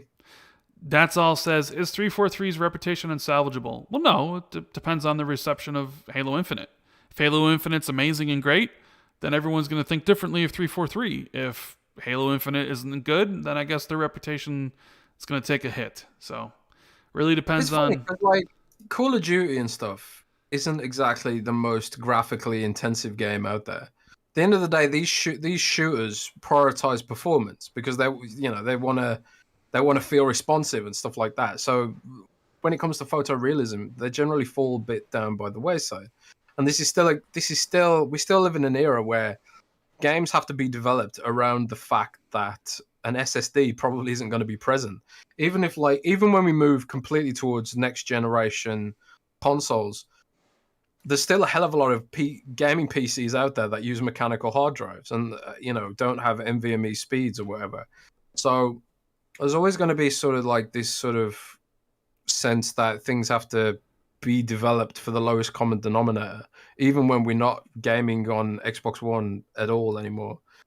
So it's just funny the way people want Halo to be sort of the everything game that can be photorealistic while also being 120 frames per second. It's not going to happen, It's just not going to happen. But there will be games I expect like Hellblade.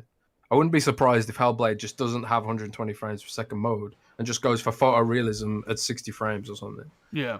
Um, but we'll wait and see. Let's see here. Stodgy says, do you see Sony responding to the crossplay backlash as time goes on? No. I did see the tweet from Randy Pitchford saying that crossplay for Borderlands 3 had to be pulled on PlayStation or whatever. Yeah, I mean, for context, Sony charges developers millions of dollars to allow crossplay in their games. That's why it's not ubiquitous. And 2K decided that it was going to eat into the profitability of Borderlands 3, so they removed it. So Borderlands 3 doesn't have crossplay with PlayStation because they didn't want to pay the money to Sony. But I think we talked about this a bit last week. It sucks for gamers, but you also have to understand why Sony does it. They're protecting their business. If someone can be like, oh, well, I don't need to buy a PlayStation anymore because I can play with my friends no matter what console they're on, that hurts Sony. Like, it actually hurts their business. So, like, it's good for Microsoft because it means that more people will be able to buy Xbox without having to buy a PlayStation to game with their friends. But when more people own a PlayStation, it's better for PlayStation if their friends can only play on PlayStation. So I understand why Sony doesn't do it. It's just pure business. It sucks for gamers, but it's business. Yeah. Skyro says Cuphead 2 DLC at E3. Is that still happening? I mean, who knows about that? They seem to take forever for their stuff. I don't think that's something to really expect.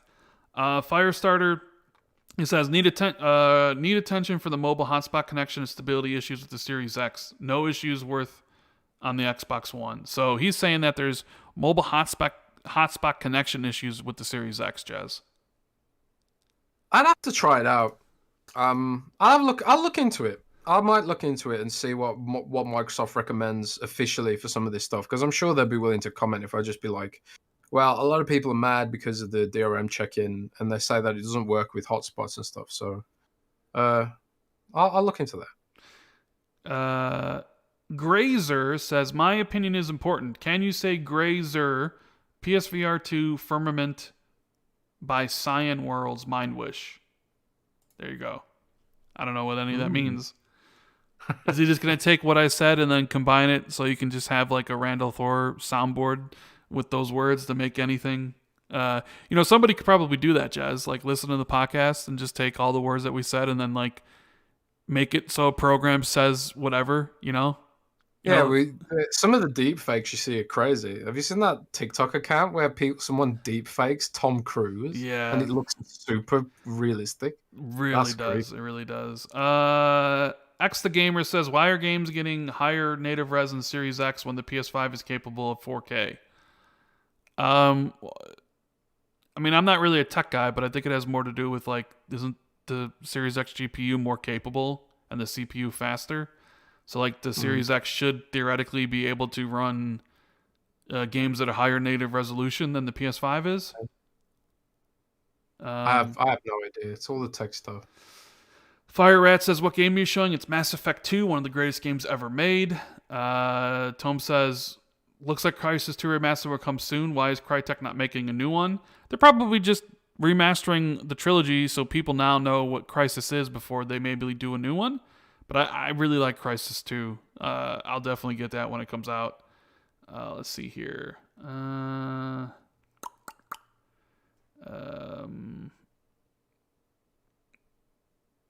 Question mark says, any love for Bitcoin? I don't have any investments on Bitcoin, and Jez loves to send me people who've lost their entire savings because they invested in Bitcoin because of Elon, and they lost everything, and it's kind of funny. I threw a little bit on some crypto back in the day, a tiny little bit, just for fun. But I do. The thing about crypto that I love is the memes, man. The memes are so hilarious. Also, the whole GameStop memes. Did you see GameStop and AMC shares were jumping again this week? Yeah, I saw that. It's so funny. All the memes that come out of the whole investment world are just hilarious. So, but yeah, I don't know how I feel about crypto. It's interesting to watch from the outside, but I don't know if I want to risk it. Yeah. I would like to have invested in it earlier, but I don't know now. Nathaniel says, what are the chances we'll see Everwild? I think 0%. Yeah. I don't think there's any chance Everwild's far, far away. Skull Records say, but Jez, Halo has to be a 10 out of 10. Sarcasm. I'm actually looking forward to Halo Infinite. Also, can you say if State of Decay 3 is getting a bigger budget? I believe State of Decay is getting a bigger budget. In fact, probably every Xbox studio is getting a bigger budget. Recently, I think it might have been Clobril who tweeted about the Coalition having several positions open, in Exile's hiring. Every single one of the companies is hiring a ton of staff right now to try and grow. So I think everyone there is enjoying a bigger budget right now, but again, it's just more waiting, isn't it? You're waiting for the games to come out. Yep. Yeah, and I think that's it. I think we're well over 3 hours. Hope you guys enjoyed the nice long podcast, because I don't know what's going to happen next week. Hopefully we can do one on Friday. Hopefully Saturday, and if not Sunday. because I am getting new flooring put in. So we'll see how that goes. Just let everybody know. Might be Friday, but there's a good chance it'll be Saturday. And if not Saturday, we'll try to do it on Sunday. Are you gonna get like laminate flooring? So like when you bring your hot tub in for streaming, it won't. Yes. It'd be waterproof. Yes. Totally. Flame says, "Hold your game stonks. Death to hedge funds. Ooh woo." There you go. Yeah, so we'll be back hopefully next week. I don't know the day yet.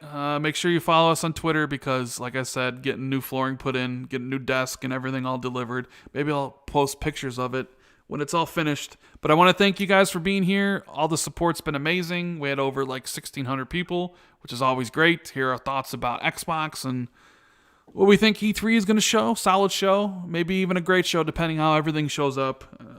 But thank you guys. And Jez, you got anything to say before we get out of here? Nah, just stay cool. Follow us on Twitter and have a nice E3. When's your E3 prediction article coming out? Aiming for Monday, but it might slip to Tuesday. So Monday or Tuesday, you'll have Jez Corden and Miles Dampier.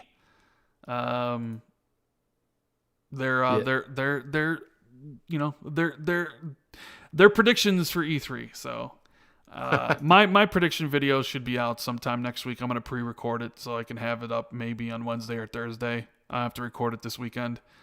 But yeah, appreciate everyone being here, and we'll see you next week. Keep it gaming, guys.